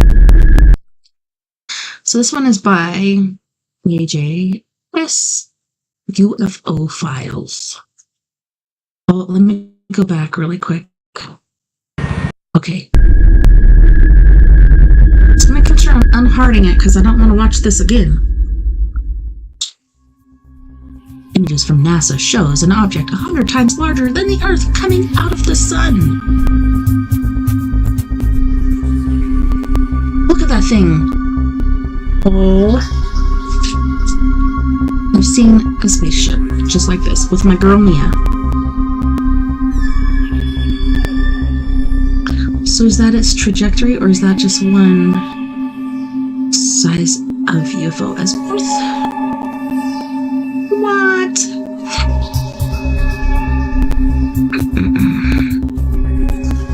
So yeah, that must be the trail. How they sent probes, sunspots to study the behavior of our nearest star. But UFOs are so weird. What they discovered surprised the scientific community, which until that time believed that the sun was a giant generator of nuclear fusion. Instead, it was confirmed that it was electrical in nature, whose plasma bursts acted as interdimensional portals that allowed extraterrestrial civilizations to enter and leave our solar system. As interdimensional portals, no doubt it is one of those revealed stories that gives us to think and could also show how NASA deceives us. Dirty NASA.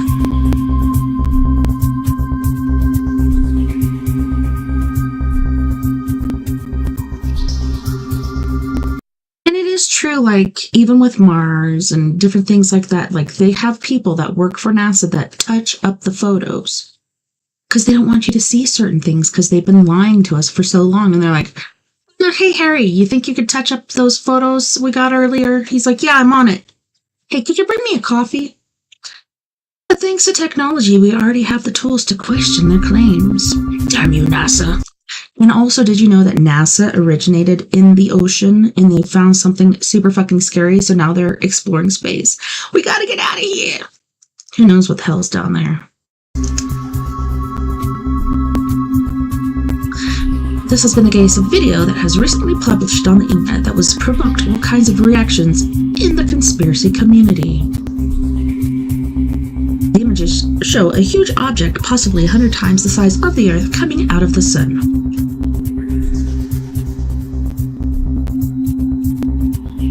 Our Earth. I was about to say, do you guys know how many Earths it takes to make up the sun? I do not know. I heard somebody say it earlier, but I have all the timers, so. Is our sun the Stargate? I don't think it's a Stargate, but I think that I have witnessed different craft feeding off of it, like the, what do you call it? Solar energy or whatever. There's something, could be nuclear, could be solar, some sort of energy. I think it's nuclear or thermal. Anywho, they feed off of it. I show how the sun comes from what appears to be a huge object, which shows how from the sun comes what appears to be a huge object. Yes.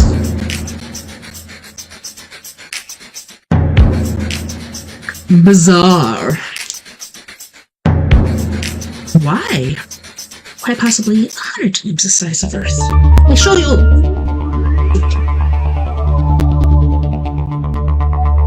What is that outside? What is... I see those. So, heliospheric data financed by the European Space Agency, ESA, and the National Administration of Aeronautics and Space, NASA. Look at that. Wow. That's a lot of things flying off there. UFOs follow for teleportation. The strange object that can be seen in the video has the shape of a butterfly and can be seen coming out of the sun's core.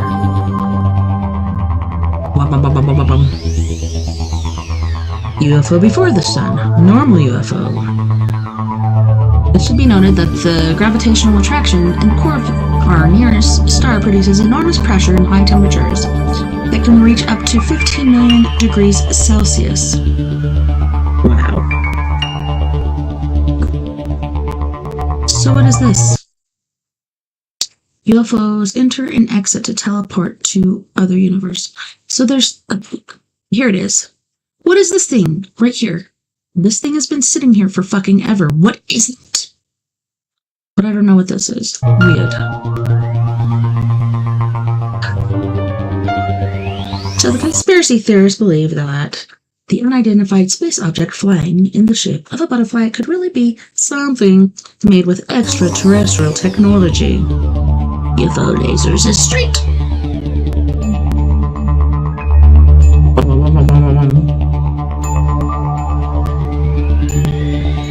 Perhaps a mothership?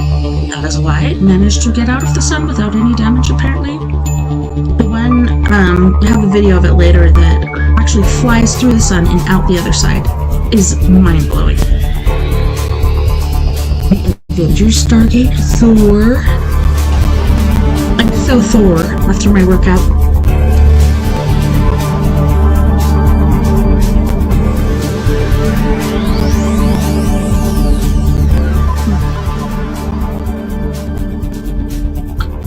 Some more sighting in the past.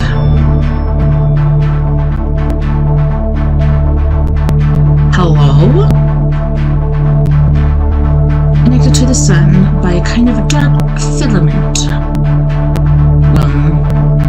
Didn't really look like that, it was like... Wow. Is this it? Oh. What the heck are we looking at? So it's gotta be these guys. Oh no!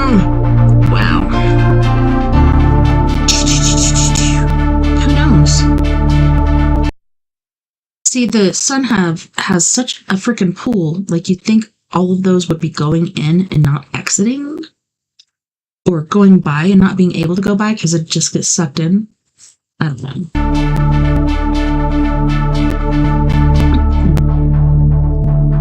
NASA scientists were forced to publicly explain the strange event, saying it was a bulge. It's just a bulge.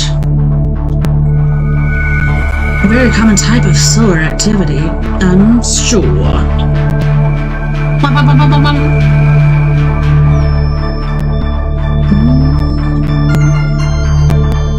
Wow.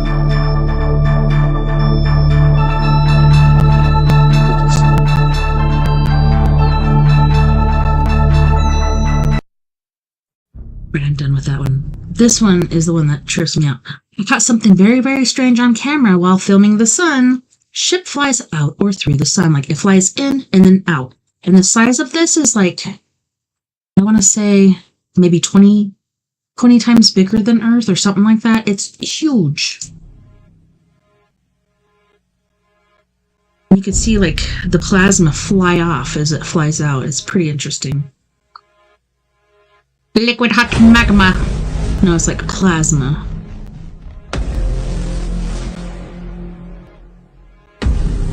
Let's zoom in.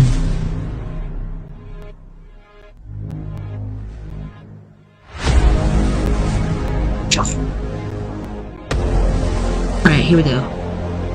And now in slow motion. You see it fly in and then out. Oh, there it goes. That little white dot is going in. Swing. It's entering the sun.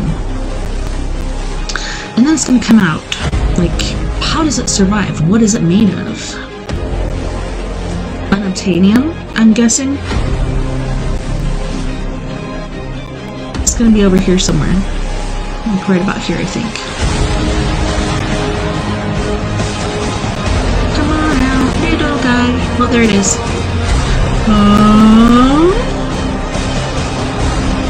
Could this be possible? Yeah. So trippy. And I wonder if, like, when it did that, it got supercharged or what? Instead of, like, sitting there on the outskirts of the sun and waiting to be charged, just flying through it, like, supercharges? Hard to say. I don't have my own spaceship. Okay, so first of all, I have to mention, this window is very dirty, but you'll see something fly by really fast. But I really wish this window wasn't so dirty, because it's really bugging me.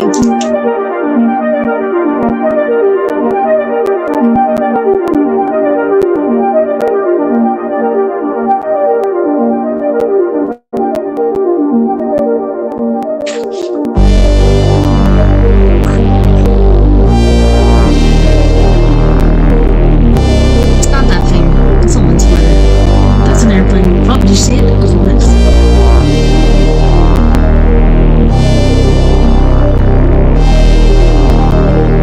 It's another airplane.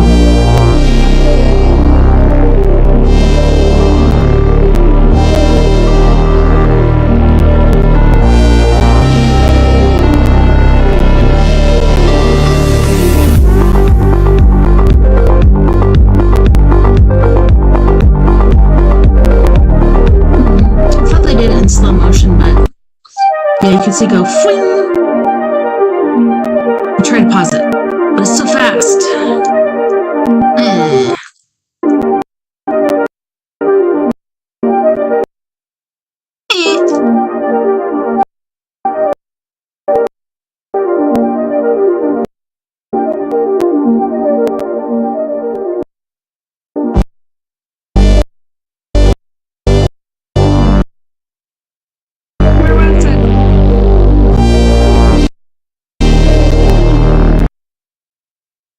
Hope I catch it, because if not, I'm going to be very irritated with myself.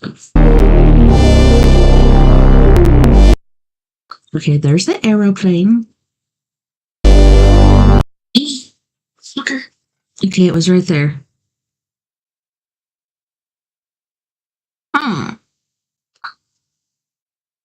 Okay.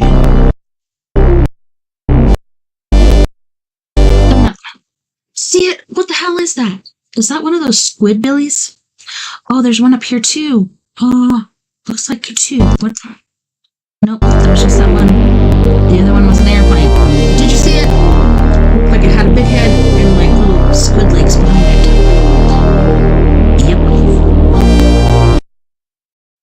In March 2012, astronomers reported an unusual sighting of a UFO larger than Jupiter. And they're still saying, no, this was just an expulsion of plasma from the sun, but something is obviously here. Like, this could be the body here. This could be, like, the thing sucking it up into its power port. I don't know, it's hard to say, but there's obviously something here sucking up energy from the sun.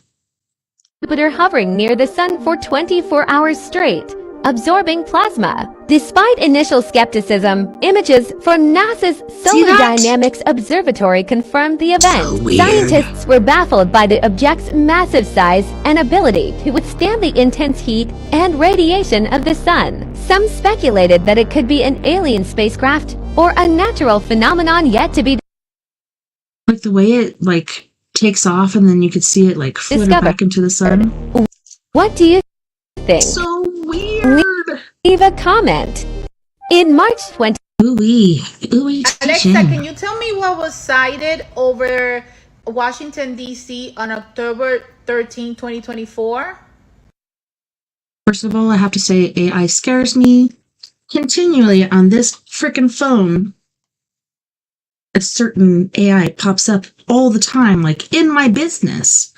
And it's generally when I'm watching or talking about something that is conspiratorial or whatnot. And at first I just like be quiet and wait till she left, but now I yell at her like, get off my phone. I didn't ask for you, but yeah. This AI stuff, I don't have one. I don't want one. I won't ever have one, but it's interesting to see what other people get from it. I ain't gonna do it. Ain't gonna do it. I don't even talk to my phone. So far as searching for things, I will type it. According to the Washington Post, the UFOs hovered only 1,700 feet above the White House lawn. There you have it, folks. It only hovered 1,700 feet over the White House lawn. So we should be Is that all? Yeah. If you have any other news, let me know, because I want to know. Thank you. Alexa, can you tell me what was sighted over Washington, D.C. on October 13, 2024? From Gaia.com. According to the Washington Post, the UFOs hovered only 1,700 feet above the White House lawn. There you have it, folks. It only hovered 1,700 feet over It's the okay. White House lawn. Only So we should be 1,700 feet. If you have any other news, let me know, because I... Yeah, so Hey, Trippy. So with this one, I'm confused. Because people are saying, oh, it was a display for a game. I keep seeing this footage. And where's the footage from the game where this was a display? Can you tell me? Can you show me the footage of the display from this game? Somebody had to film it, because somebody's always filming something. Hey, it's Camham. This is a quick one. Yeah, there's UAPs being seen everywhere. Trust me, I am getting DMs from people around the world, and what I am seeing is a lot of things that look the same. These almost as though there's a white laser pointer being moved around the clouds. People have sent me these from the UK, from Canada, from the United States, but you can see the light sort of coming from behind the clouds. Here's the thing you need to know. We are days away from one of the most significant dates in UAP UFO history. The archives.gov has made it law that by tomorrow. Uh-oh. October 20th, yes, days away, October 20th, 2024, all federal agencies have to review and disclose to the public everything they have. They got to spill the beans on the whole UFO, UAP thing. And let's not forget, recently, the police in the United States were given UAP handbooks on how to deal with literally everything. There is everything in this handbook. Everything you thought was just a conspiracy is in this handbook. I'm going to put the link here so you can go and download it for yourself. Prepare for things to get crazy. I think we're going to see so much stuff, but here's what you've got to know. The technology does exist to make us see that stuff. So we have to be really careful. And whatever we see, let's say it's things of a spiritual nature, things that might trigger you. She reaches out and tries to grab you. Take a beat. We have to take a beat. Yeah, try again, bitch. And think, are we seeing something that isn't actually what we think it is? Okay? I'll see you in the comments. Take care. Come and defy me if you dare. So notice they have like fog machines going on. I'm wondering if they need cloud cover or fog machines in order to do this.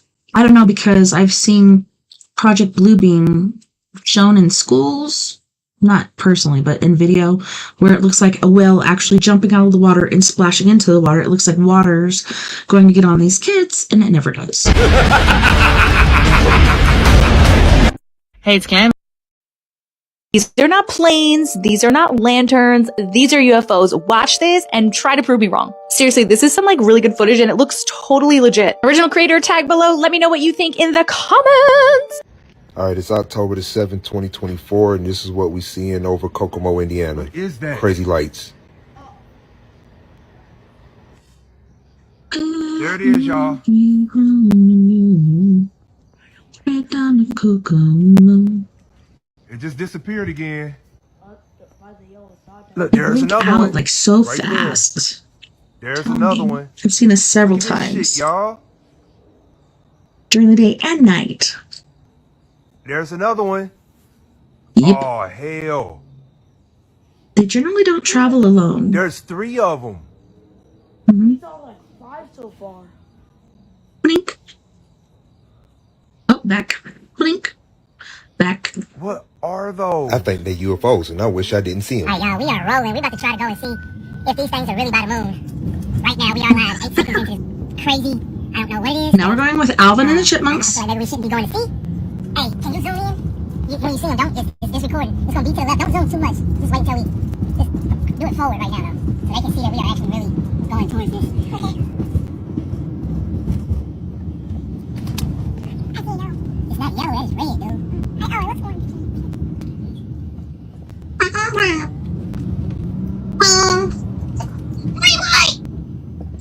He was running that stop sign. You're breaking the law, bro. Alright, there's one right there.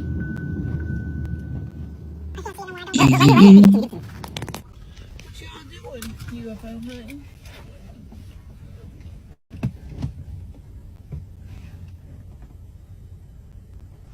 Like, what is that over there to the left?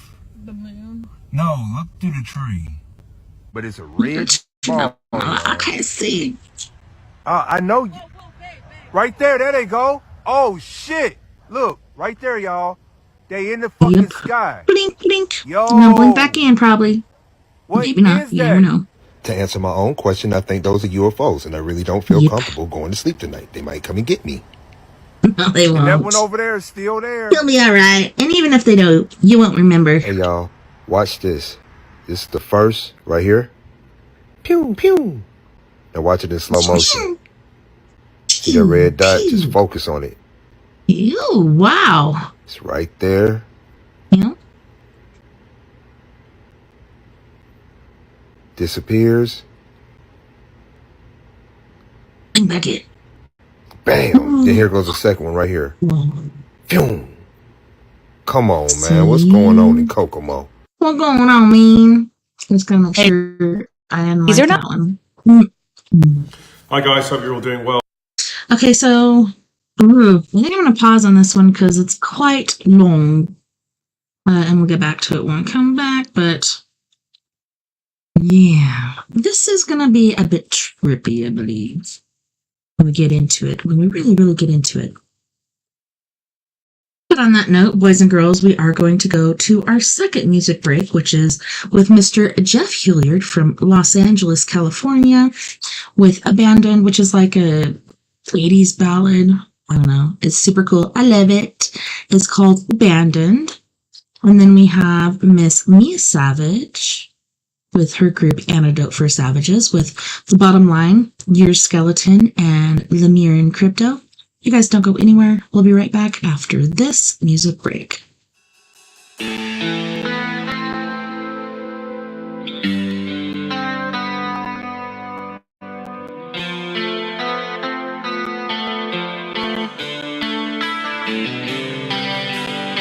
Left here alone, just a shadow of my erection on the wall. Why won't you answer my calls? I gave you my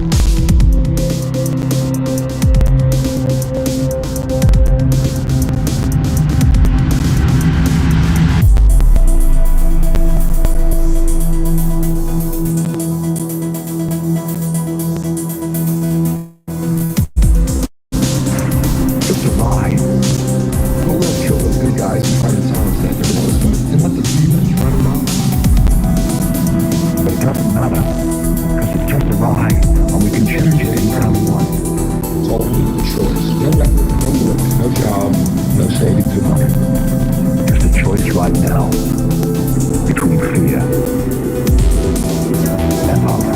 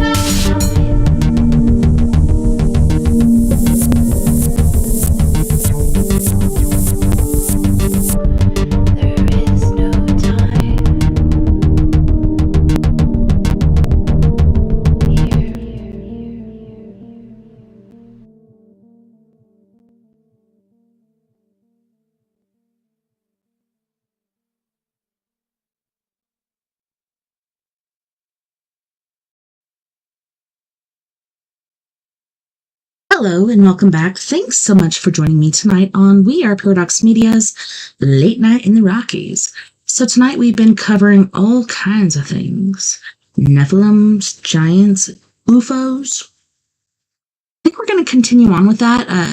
Mark Zuckerberg, we all really like that guy. But yeah, there's a certain video, I guess, where they're picking up on something. I'm not quite sure what this is all about.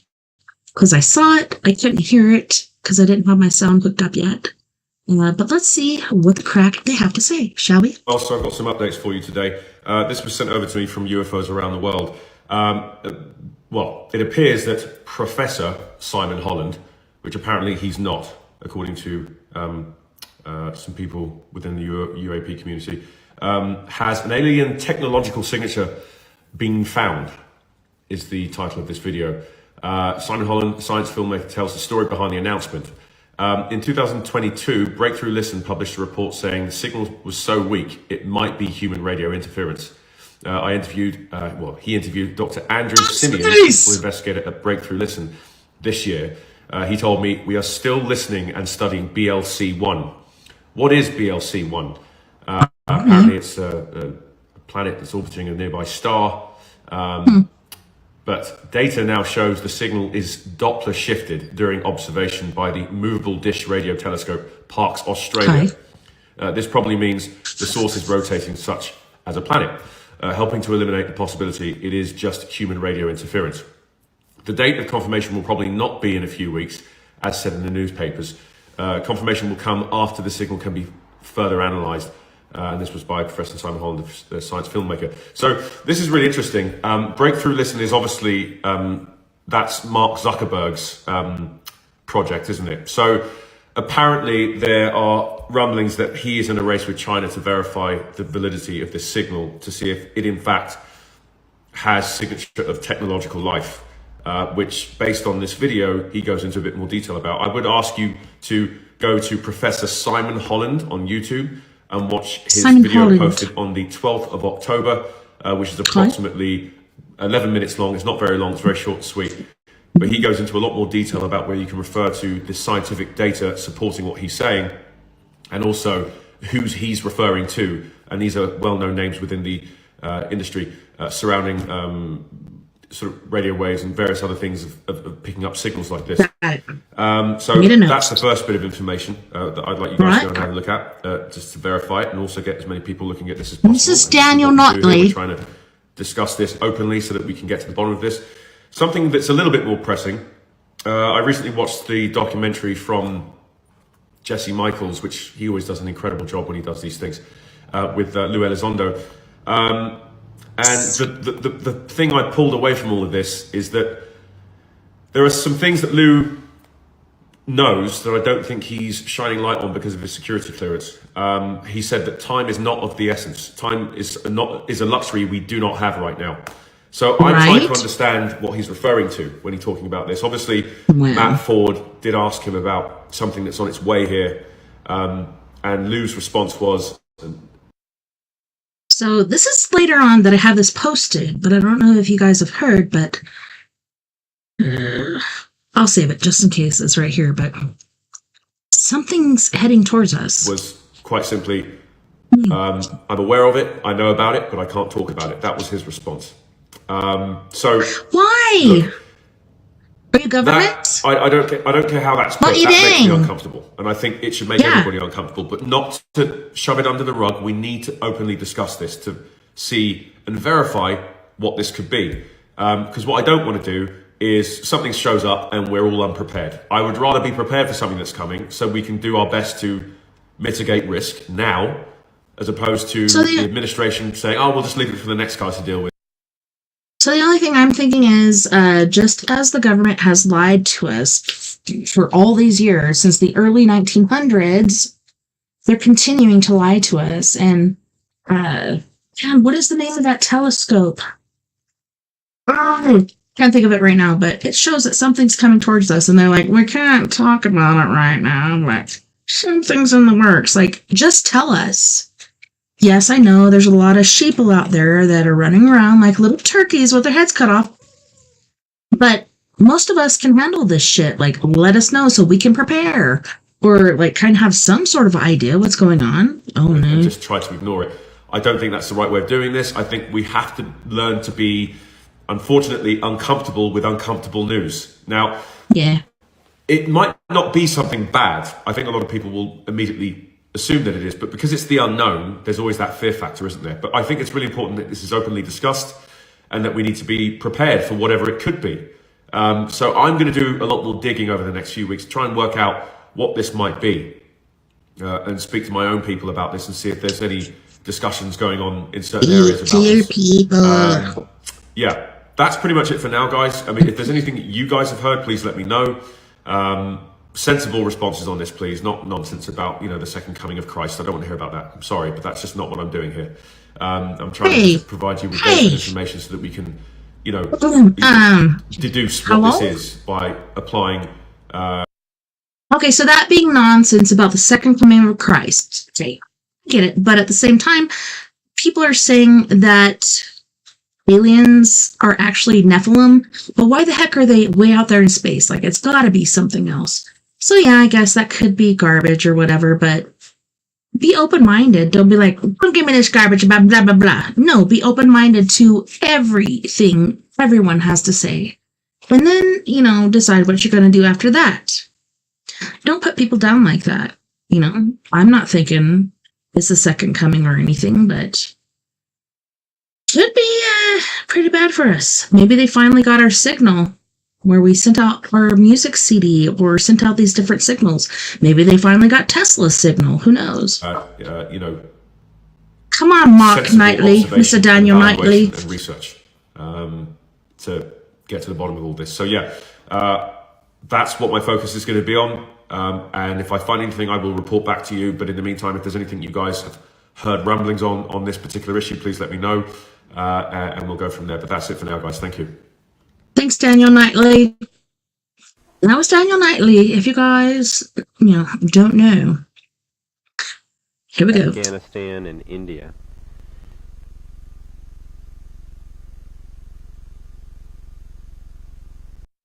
Okay, so just so you know, it shows things coming up, and people are saying, oh, look at these UFOs. This UFO fleet over Russia coming up. But if you pay attention to the line of the Earth right there, there's a line, and the sun's coming up, and just the little smallest pinprick of light starts to warm things. So perhaps this is defrostation or whatever, humidity that has gathered and frozen, whatever, on the spacecraft or windshield or whatever, melting and flowing up from whatever. I don't know if there's like space winds or what. Maybe they're not in space. Maybe this is, like they're saying, like the outer realms before the Van Allen belt. Who knows? But it's pretty interesting. But when I see the way it goes, it's just like when you're driving and you get into fog or a mist or whatever, and you see this running over your windshield. Is this actually a UFO fleet over Russia, or is this something else? Discovery also moving into sunrise. See, he just said sunrise. So see how it was like that? You see the light, and now you see more. It'd be condensation. It's so beautiful, isn't it? Could you imagine? I'd be like, look at all those souls. Ooh, I don't know. Again above Russia. Wow. Afghanistan and India. See, it starts from this side and goes up. What do you guys think? And it's like, it's different depths, so I'm not sure. Leave me a comment below what you think, because I don't know. I'm intrigued. Really, I'm blown away. Well, here's a few details about this video. Now, this was taken in Virginia, specifically right next to Langley Air Force Base. Now, why is that important? Because apparently, recently, there have been swarms of drones or UFOs flying around and over this Air Force Base, protected airspace, right? And that we don't know how to stop it, and we don't know what it is. And this is a perfect example, this video that was just taken, okay, this week, of this phenomenon, right? So in this video, I'm going to play part of that UFO video and then kind of, you know, dive into the story, right? So first, let me play the video so you can just get that, because maybe that's all you're here for, right? Let's play the UFO video and then we'll dig in further. What?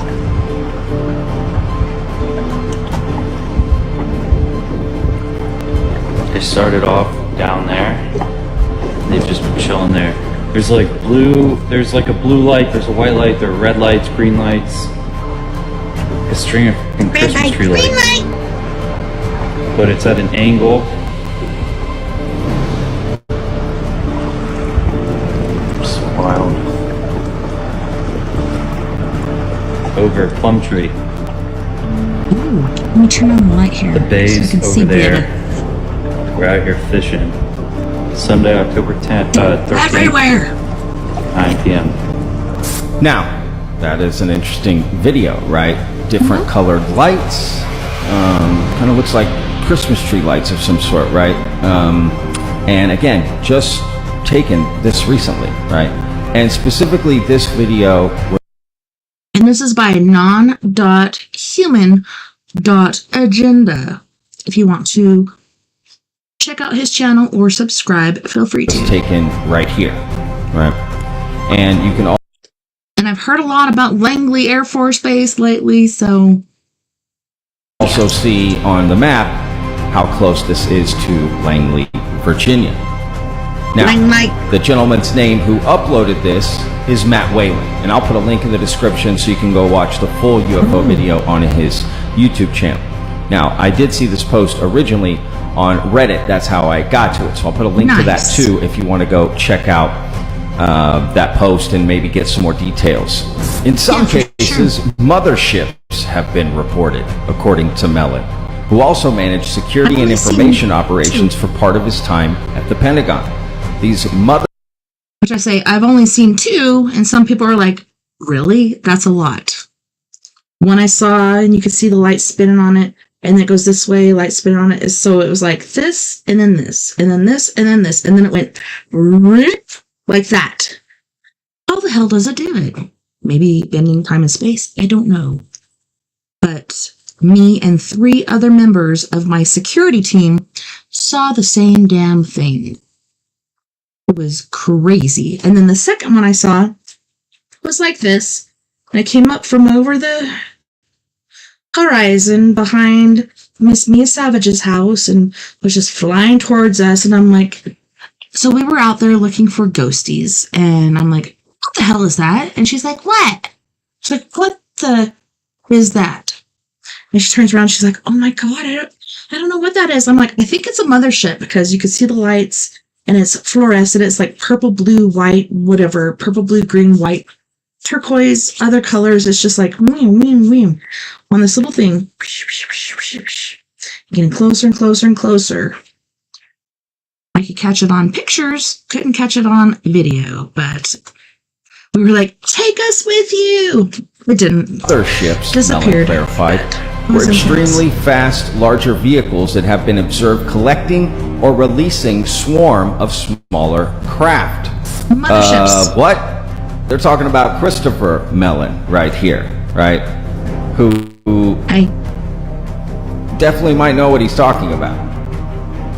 And then, as an example, they said this. One such mothership case was investigated by Federal Aviation Administration, the FAA, Special Agent Michael Bumberger over Nebraska, government records show. Local sheriffs reported seeing 30 to 50 unusual craft flying independently of one another, with a larger, quote, mothership hovering nearby for hours. I don't know about you, but this is fascinating, right? Talking about now there's these motherships, right, that are releasing these smaller, quote-unquote, drones or UFOs, or we don't know what they are, right?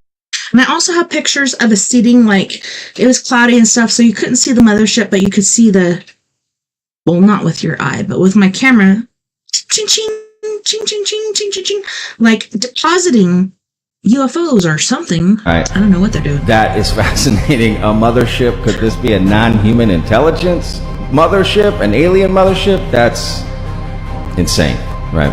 Yeah. And fascinating. And another thing that's fascinating in this article, if you remember from that UFO video, you could see these different colored lights, like the gentleman explained. It's like So blue. pretty. There's like a blue light. There's a white light. There are red lights, green lights. Well, check out this official government document, right? Received because of a FOIA request, Freedom of Information Act. Look what one military witness had to say about some drones or UFOs over Langley. A military witness testifies to the drones displaying flashing red, green, and white lights. This testimony was released via the U.S. Freedom of Information Act, along with 50 pages of Air Force records on the December wave of drone swarms over Langley. Yeah, so that happened. I have to admit, that is super strange, right? Why are we seeing all of these, right? And the military is admitting to it. Not having control of our coastal airspace and our coastlines, that's not good, especially next to our most sensitive parts of America, right? Washington, D.C. is right there. Virginia, Norfolk, Langley, like these are not just any installation. So this is quite concerning, if I'm being honest, right? So I don't know. I'm baffled, to be honest with you. So there's way more reports, there's way more sightings. It's not like it's just one isolated incident, right? And if you're on Reddit, you start to see, people posting. I mean, it's hard to tell if they're telling the truth, right? But just tons of people posting that they've seen similar things either near that area or where they live, right? Which could help explain it's not just something there, right? It's something happening everywhere, right? Which is what people think, right? It's phenomenal. Everywhere. It's not just these drones, right? Chinese or Russian drones. It's something more, potentially, right? Which would make sense, because otherwise, this is otherworldly, right? What, our adversaries just have drones everywhere? That also seems unlikely. Yeah. So I don't know. But look, let's go out, play in that UFO video one last time. Go on, dude. See? Exactly what the crack I saw, but it looked like a line, because you can see the lights going like this. They've just been chilling. They were there. like going There's around. There's like a blue light, there's a white light, there are red lights, green lights. A string of Christmas tree lights. Fluorescent. But it's at an angle. Jingle bells, jingle bells. So wild. Freaking wild. Over a plum tree. Yeah, I'm like a plum right now. That's plum crazy. Go away, fruit fly. So, my bestie came out from Kansas because, she decided to move from Colorado to Kansas, and she was going to go to Arkansas to this crystal mine. She decided instead of going there, she was going to come back to Colorado and we'd go four-wheeling again. I had to miss one day because my daughter gave me a guilt trip about not being there for her awards assembly, so I made the awards assembly, left a bit later. Did get to four-wheel drive that day, went four-wheeling the next day. Anywho's, on one of her videos, I swear to God, I saw a UFO, and it was just like this. And I'm like, is freaking UFO in your video? Still haven't heard anything because, I don't think she believes in that stuff, but check this shit out. It's crazy. It's beautiful. Just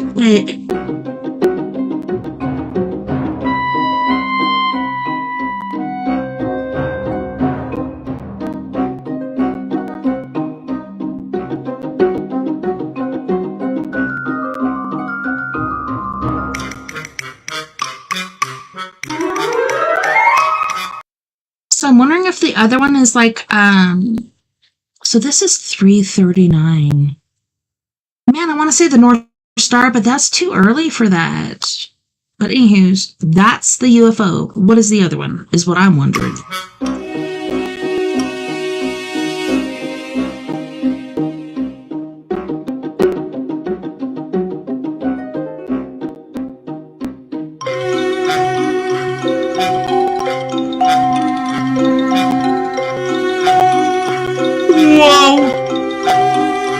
No, 3 of those! I'm telling you!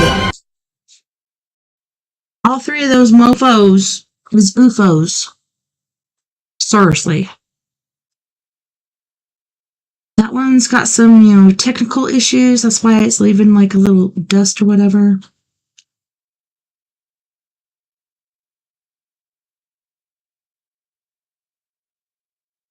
Why is it all quiet all of a sudden?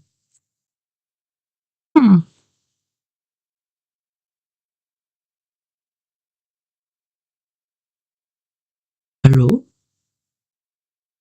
Okay, just checking my stuff.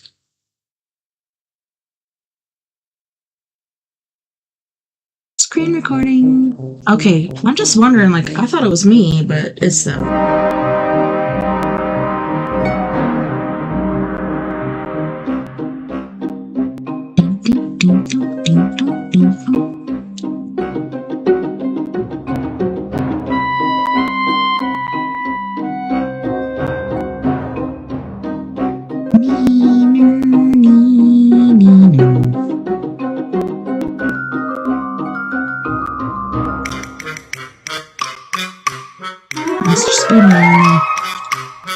Yeah, that's interesting. I'm not gonna watch that on repeat forever. Good job, guys. Good sighting. But yeah, I have to find the one that my bestie shared and share that with you guys because that was quite trippy. Okay, so I have to let you guys know right now. So this was a drone. I almost said droid. But a drone thing for like the 4th of July or something like that. It's like ching, ching, ching, ching, and then it shows it going like this. And then you see another one in California, but it's not the same. It's like something coming from the air to the sea. So pay very extra close attention. Please leave me a comment below what you think it is. Do you think both of these videos are drones? Or just this first one from Honolulu? This one to me obviously is a drone thing. The second one, I don't think so. It's like a mothership or something going into the ocean. Let's go. Giddy up. Oh my god.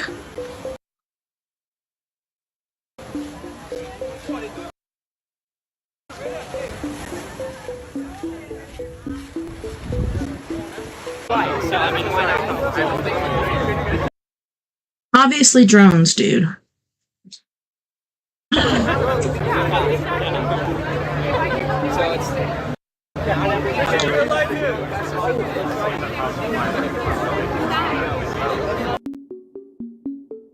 Bro, what the This is totally different, right? So one's flying up, one's flying down, and about to go into the ocean. What? Why isn't my phone focusing?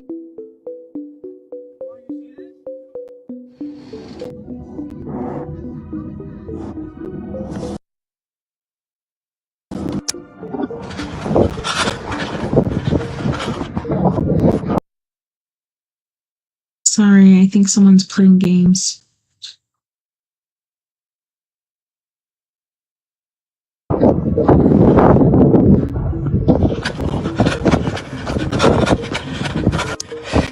Major lag. Do you believe? Palmdale, California. I do believe because I've seen too much. I don't know What? It's a weird formation. I know. Hold on, I gotta check really quick. What? Okay. I don't know what that is. Look at the formation. Generally, triangle. Could be obtuse, could be oblongs. And there's another one over there. You see it? That's an acute triangle. What a cute triangle. We have 4.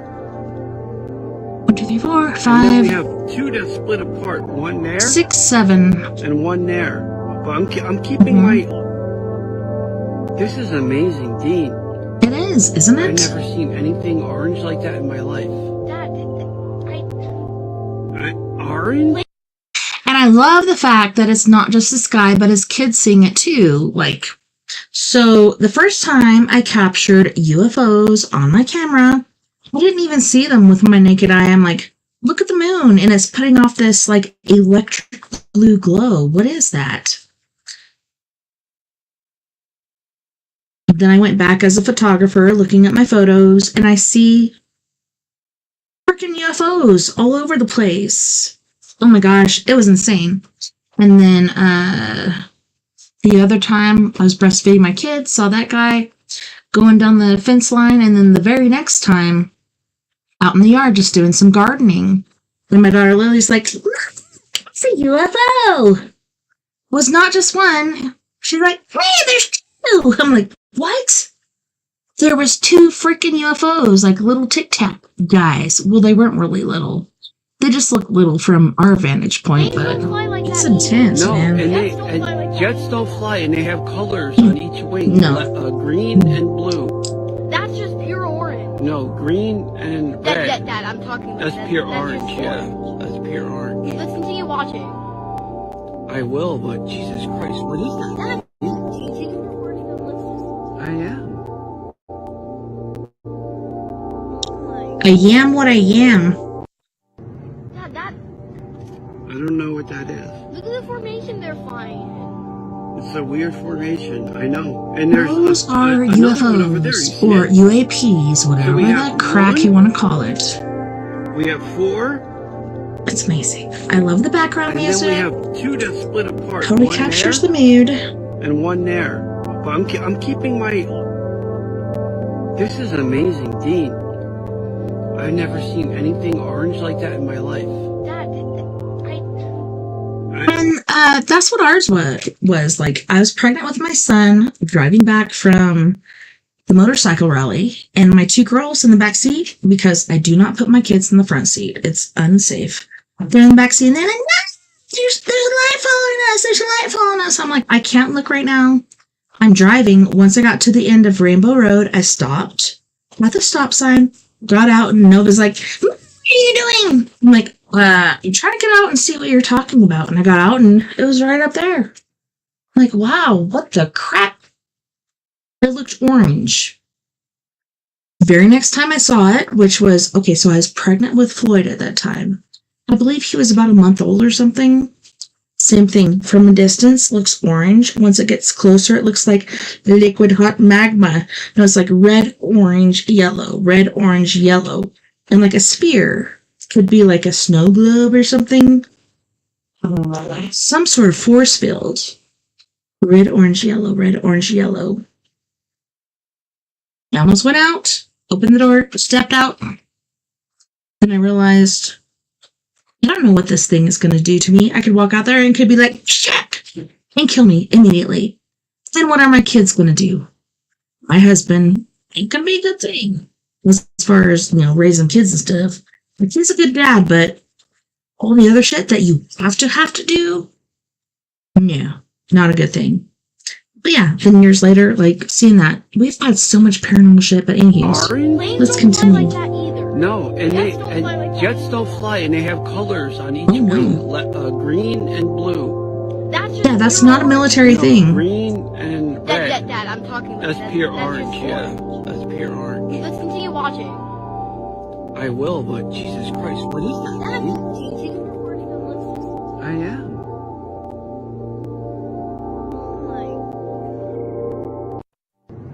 Dad, I don't know. That was awesome. So I'm thinking this could be a rocket. This is by Ace 4J, and it's in Israel. And the way that it like goes through the clouds, and it's like shh, shh, shh on the clouds, and then it goes down again. Pretty sure. Sorry. I'm pretty sure that this is a rocket and not a UFO. Let's start over again. Right? See? I don't think that's a UFO. I think it's a rocket of mass destruction. As they've been doing back and forth between Gaza and Israel, it's very sad. Very sad indeed. I do wish it was just a UFO, but I don't think so. It's very sad. Okay. So this is a more recent one, and I've seen there's a guy that's Las Vegas UFO, and he shows all kinds of ones, like where there's UFOs going over houses and you see a light go into the UFO, like they're abducting people. This one is from somebody else, and it's pretty intriguing. This was on Tuesday of last week. This is in the sky. It's not airplanes, y'all. No. That's something else. Over there. What in the actual fuck? See, it looks like a lot of little bitty ones, but I think it might be a big one. Yeah. Oh, I had to get this on video. The hell is that? Freddy? I think they're finally here, babe. Okay, I gotta go. Bye. Bye, ma'am. Well, that was nice. The most beautiful UFO sighting in Tampa, Florida, 2024. Wow. Okay, so doesn't this look just like the one? Okay, so the guy was filming the sun, and there was that blue one right next to the sun. But there's the other one that was like moving around, blah, blah, blah. This one just stayed. Stasis, around the sun. This looks exactly like that one. The other one that was moving around, that one I think was a flare. The one that was just sitting there by the sun, that guy right there.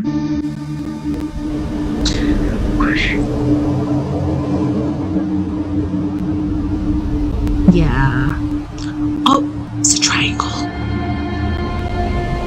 What?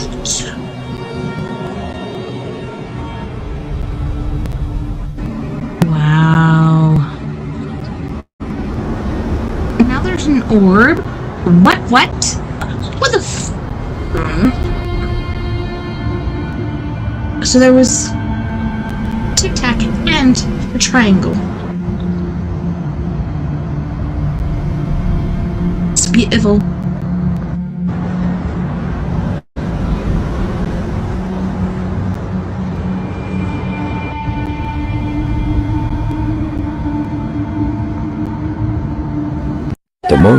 Wow. And that's the first time I've seen a triangle. I'm generally like, they're over Washington, D.C. Why? Is this certain UFO like intelligent, like more intelligent than others as far as gathering data, etc., etc.? It's like processing data. I need to be above Washington, D.C. Blip, blip. I don't freaking know. Real weird. Disappear, come back. Disappear, just move. Disappear.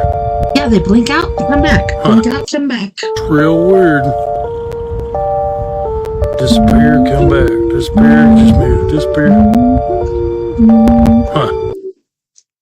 Yeah, weird. So I'm about 20 minutes out of Washington, D.C. right now, okay? And last night around 4 a.m., the weirdest fucking thing ever possibly happened to me. I've seen UFO crashes, okay? But I was so fucking confused at what I saw. I saw an aircraft. So I'm wondering if that's a side view of what everybody else was seeing. Like, it looked like a craft with... I would have thought it's a Boeing plane. It's a Boeing plane. All the engines are firing up. It's like the whole time. And then other people are like, no, that was just a show for the game. Where is the video of the show for the game? Are those people speaking up saying, oh, that's just bullshit. That's just a show of what happened during the game. This was like halftime. Where's the fucking halftime show? Seriously? This is the only video I've seen. That looked like it was just blazing to the ground. And I've never really seen an aircraft this fucking big. You feel me? Seriously. When I tell you that this motherfucker was huge, and then not even 12 minutes after it just so happened to crash, I guess. I don't know. I heard a loud explosion. All I heard was a fuck ton of police cars in the distance. And I mean a fuck ton of police cars, okay? So I just so happened to go on TikTok because I'm like, I wonder if anybody else is talking about this right now. So I actually tagged him in the comments below. I want you to go check out his video. But that streak in the sky looked exactly like what he's showing in the video. It's fucking weird, man. And there is a couple of people that are talking about the same thing happening in a couple different states. That looks like, okay, so if I'm being honest, that looks like what happened in Vegas. Remember that cop had somebody pulled over and all of a sudden it's like, and it landed in somebody's backyard, and then all of a sudden they disappeared after saying what they said, and then came back and was like, finally, eventually, they said, yes, this did really happen, but the government took over, took cameras and stuff like that, like they had something to do with it, or maybe there'd be more activity. I think that was an accident, an alien accident, but who knows? I'm not sure whether or not to believe them, but there was a huge-ass fucking comet that was due to come across the night sky that hasn't been across the night sky in over 80,000 years, apparently. Yes! This weekend. See, that's what I was saying too. Like, is that 80,000-year-old comet? Like, how the fuck do they even know it was 80,000 years ago? Are you guys telling me you had a certain technology where you can tell that was 80,000 years ago? How exactly do you know that happened 80,000 years ago? And so I find that kind of coincidental. Regardless, if there's anybody that just so happened to see anything in the DC area, please do comment below, okay? It's intense, man. It's intense. Alright, look. See, look. Y'all thought I was playing. I know. Remember the Miami UFO thing? Hey, if we got enough time, you're gonna see more. Here we go. Lights. Look at them. Not them little ones because my little mirror thing scratched up. I know you see them right there, floating. They always do the triangle for a minute, and then they're like, "Bruh, this every day out here, or every night. But still, look at that. But this really in Miami. I'm not playing. Look, the airport is right over here. I lived in Miami for a bit. That's the airport. You know what I mean? They always got little lights and stuff. Silent seashells. But over here, this ain't the airport. Look at that. No, and them clouds not even moving. How the whole cloud not gonna move? It's just sitting there at nighttime. It's sitting there. It's crazy. Look, ain't no other clouds in the sky. Where the fuck are the UFOs? Come on, man. I talked to the pilots, and they are absolutely convinced that they saw something. They locked their radar onto it. They followed it, and then all of a sudden it would move. And it had no exhaust, it had no plume, it had no visible wings or any kind of engines. So we don't know what it is, but it's something, because as you mentioned, over 140 sightings, and maybe a couple of dozen that are really very specific sightings by very credible sources. And so what is it? We don't know. I talked to the pilots, and they are absolutely convinced. Right, I'm gonna do a little pause for the cause for I'm gonna say my Spricker peeps. Man, we got one more we can do, but I don't think it'll be done in time enough. But hey, let's try it out. I don't want to let you guys down, but here we go. Right, ready, guys? See, this is the one I'm talking about. So people are saying this was just a show for a game. Where is the video evidence, the picture evidence? This was a display for a game. Where is it? Why is this the only video I've ever fucking seen? Excuse my language. Pardonnez-moi as far as my French, but come outside, there's sirens blaring, and I see this huge trail in the sky. Dude, seriously. Yes, but Captain, no police. Man. And this guy, I tell you what, he's just walking through, and the police don't know what to think because they're all staged. They're sitting there talking back and forth. This guy's walking through. We don't know if this is just some guy from somewhere or if this is a hierarchy, like, you know, a captain or a lieutenant or a major or something in civilized clothing, because he's walking around like he owns the place. Check it out. if you're ever in a situation like this, walk around like you fucking own the place. You're the major, you're the captain, you're something. Multiple reports of strange crash in DC, October 13th, 2024. Right now. I'm telling you. This huge trail, like something crash landed. Where's the crash site? What the heck is that? What is this? Expecting something. Preparing for something. Look over here. Let's walk over here. Come on. Let's walk over here. I'm going to pause really quick, guys, for my Spreaker peeps. Thank you so much, everyone, for coming out tonight. We are Paradox Media's Late Night in the Rockies. It was so awesome to have you. Thank you for hanging out with me. We are Paradox Media's Trippy TikToks. Like, seriously, there's a lot of stuff going on, and I'm so grateful you were here. Thank you to everyone. We are Paradox Media's Facebook, KPNL Radio, Twitter, Spreaker, Radio, wherever else you may be listening. Be on the Omniverse tonight. Have a wonderful time. Can't wait to do it again tomorrow night when we're doing story time with me, TessaTNT. We're going to be covering Mostly Harmless by Mr. Douglas Adams. It's going to be amazeballs. I hope you will partake and enjoy it. But on the flip side, you guys, don't forget, we're all in this together. Together, we can make the world a bit better. And together, my friends, we are Paradox Media, because without you, there's no us. Seriously. Until next time, night-night, love and light. Have a wonderful rest of your week. Please don't work too hard, and don't take life too seriously. Enjoy every moment that you can. Until next time, I will see you back here, same time, same crazy place. Take care of my ears. Bye.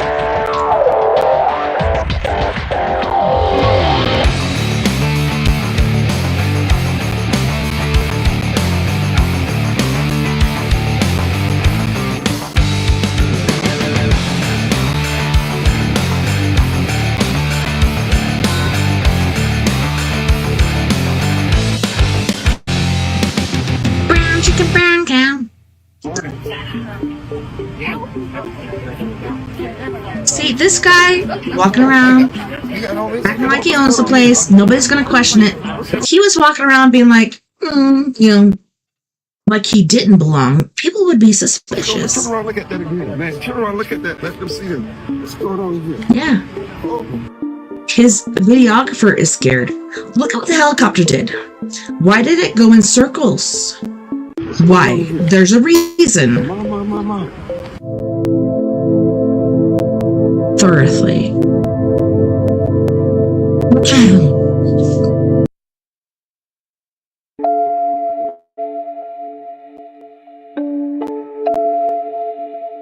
See that?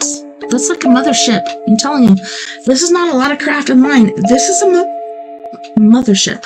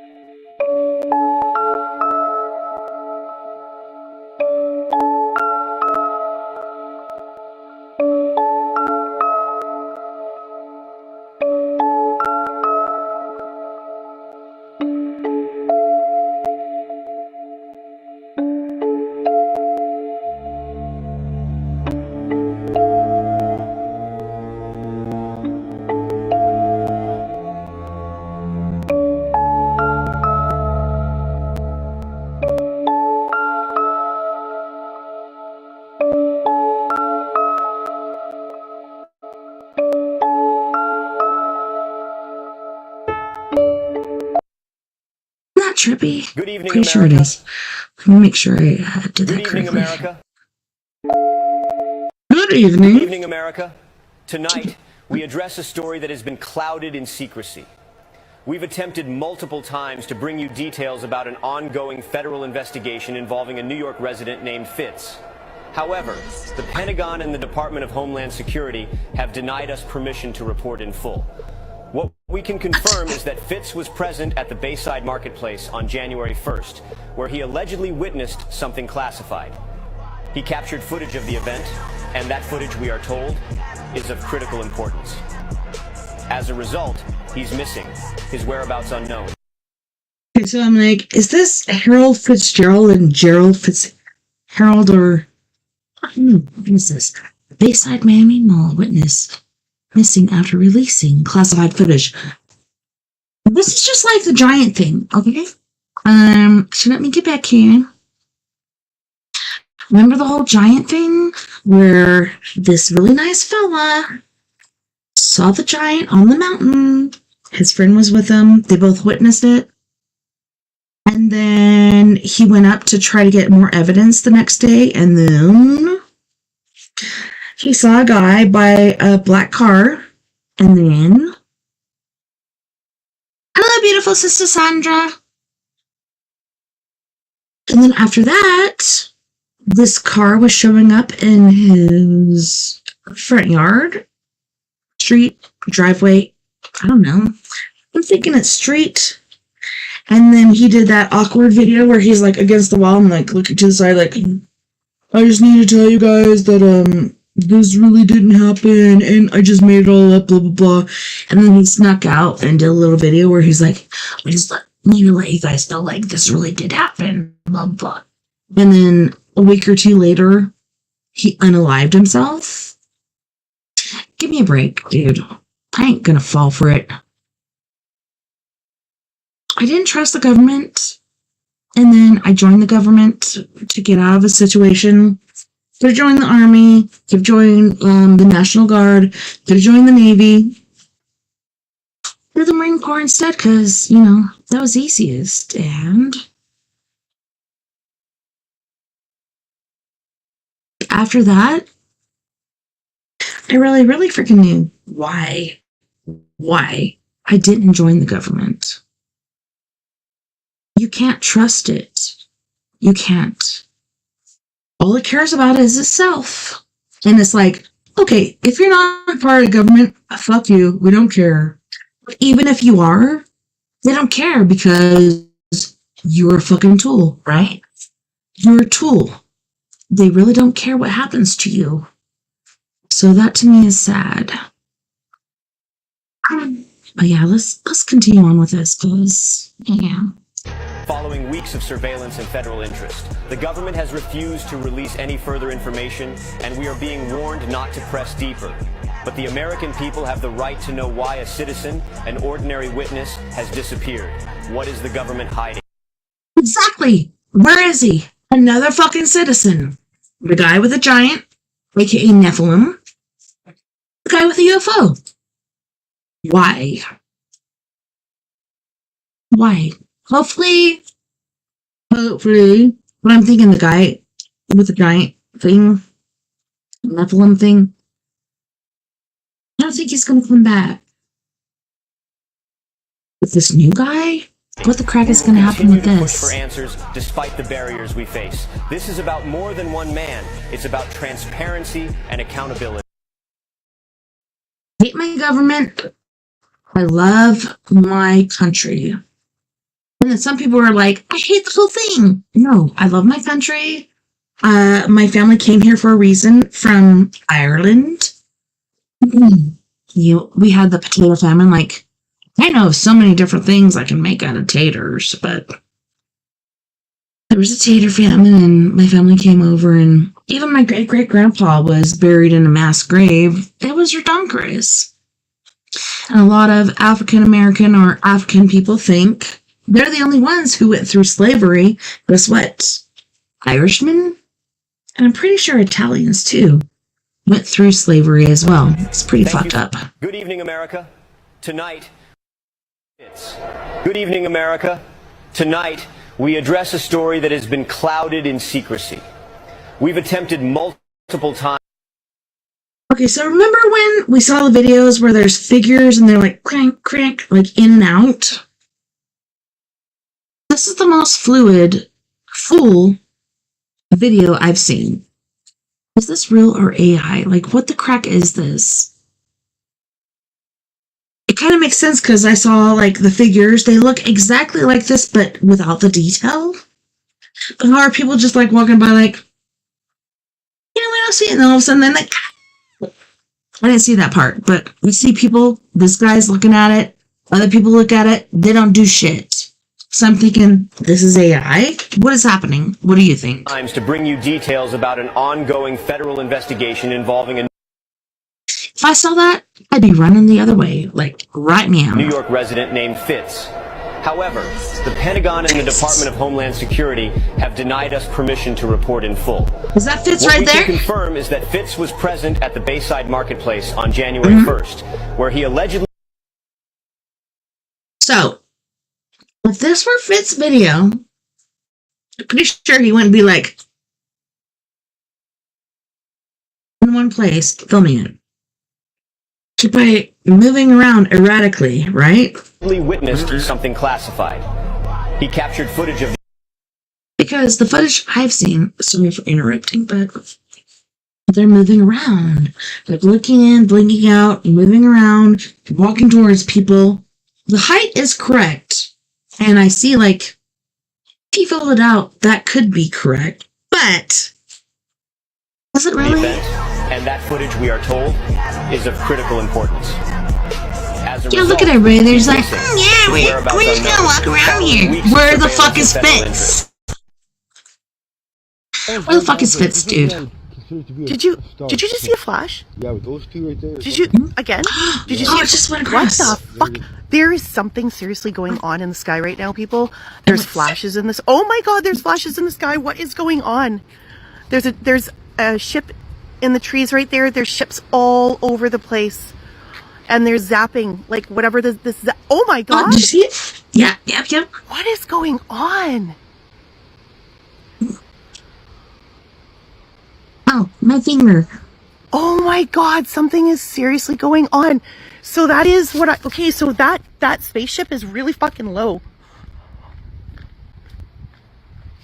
I told you so. Hi, how are you? Hi, Where is hi, it? how are you? What the fuck?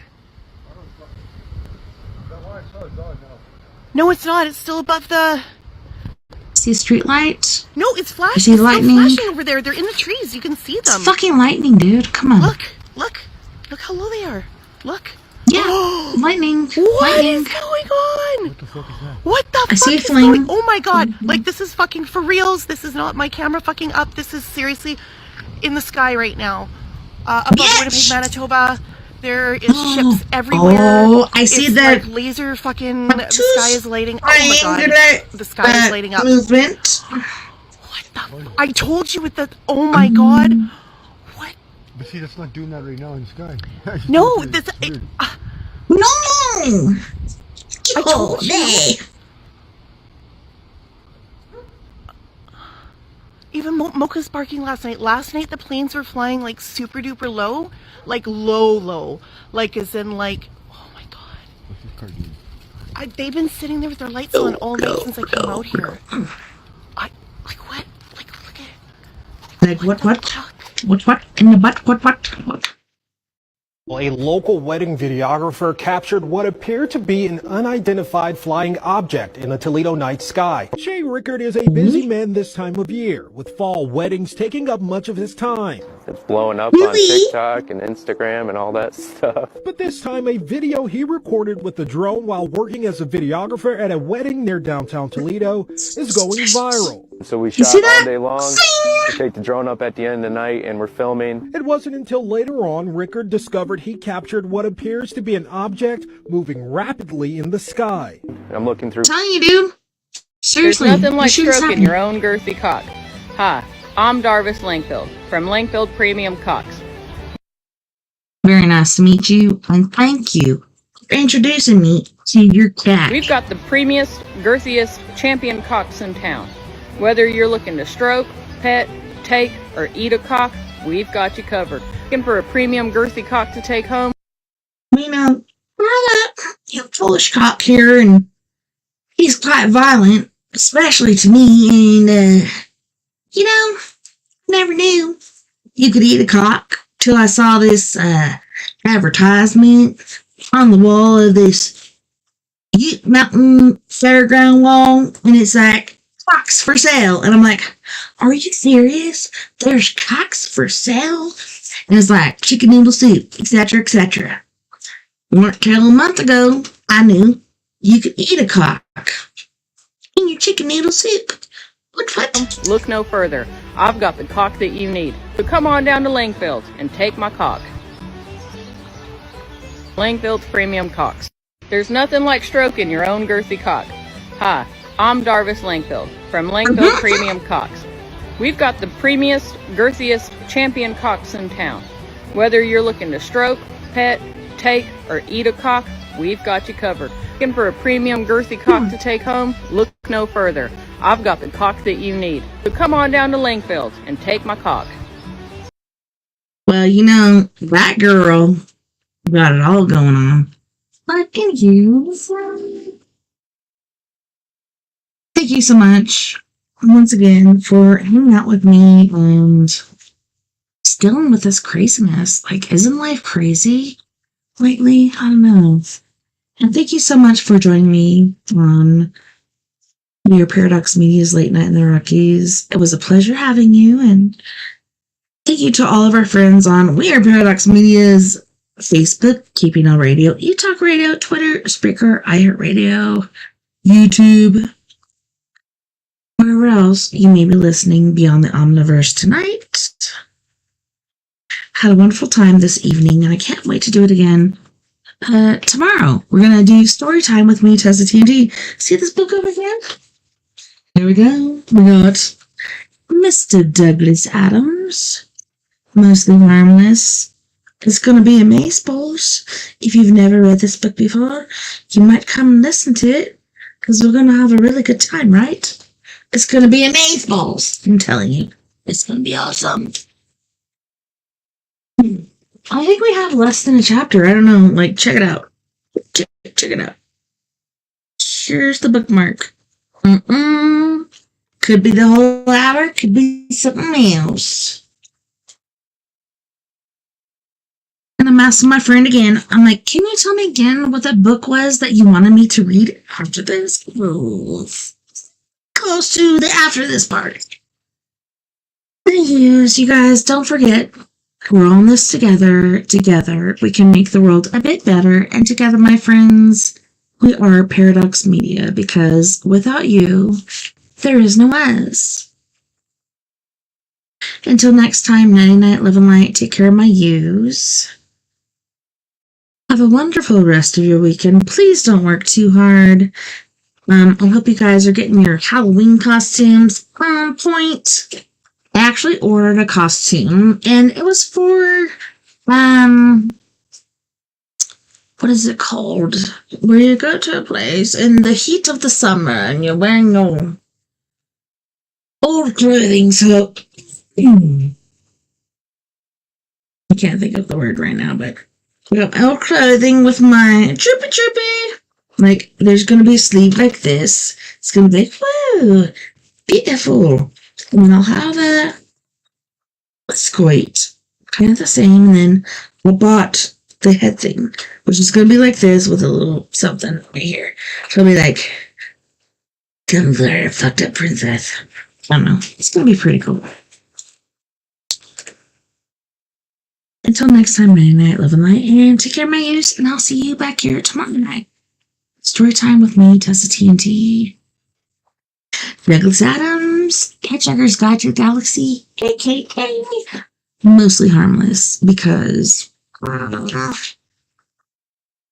guess that's what we are. Yeah, I hope you have a good rest of the night. If you want to call me, you can. I'll be here on Facebook or I'm trying to think of other places. I don't know. Just look me up. Let's go. Let's go. Let's go. LETSGO. Let's go. I'll eat some Hagen Bros. I'll eat some what in the wood. You know, I have tried Rocky Mountain oysters.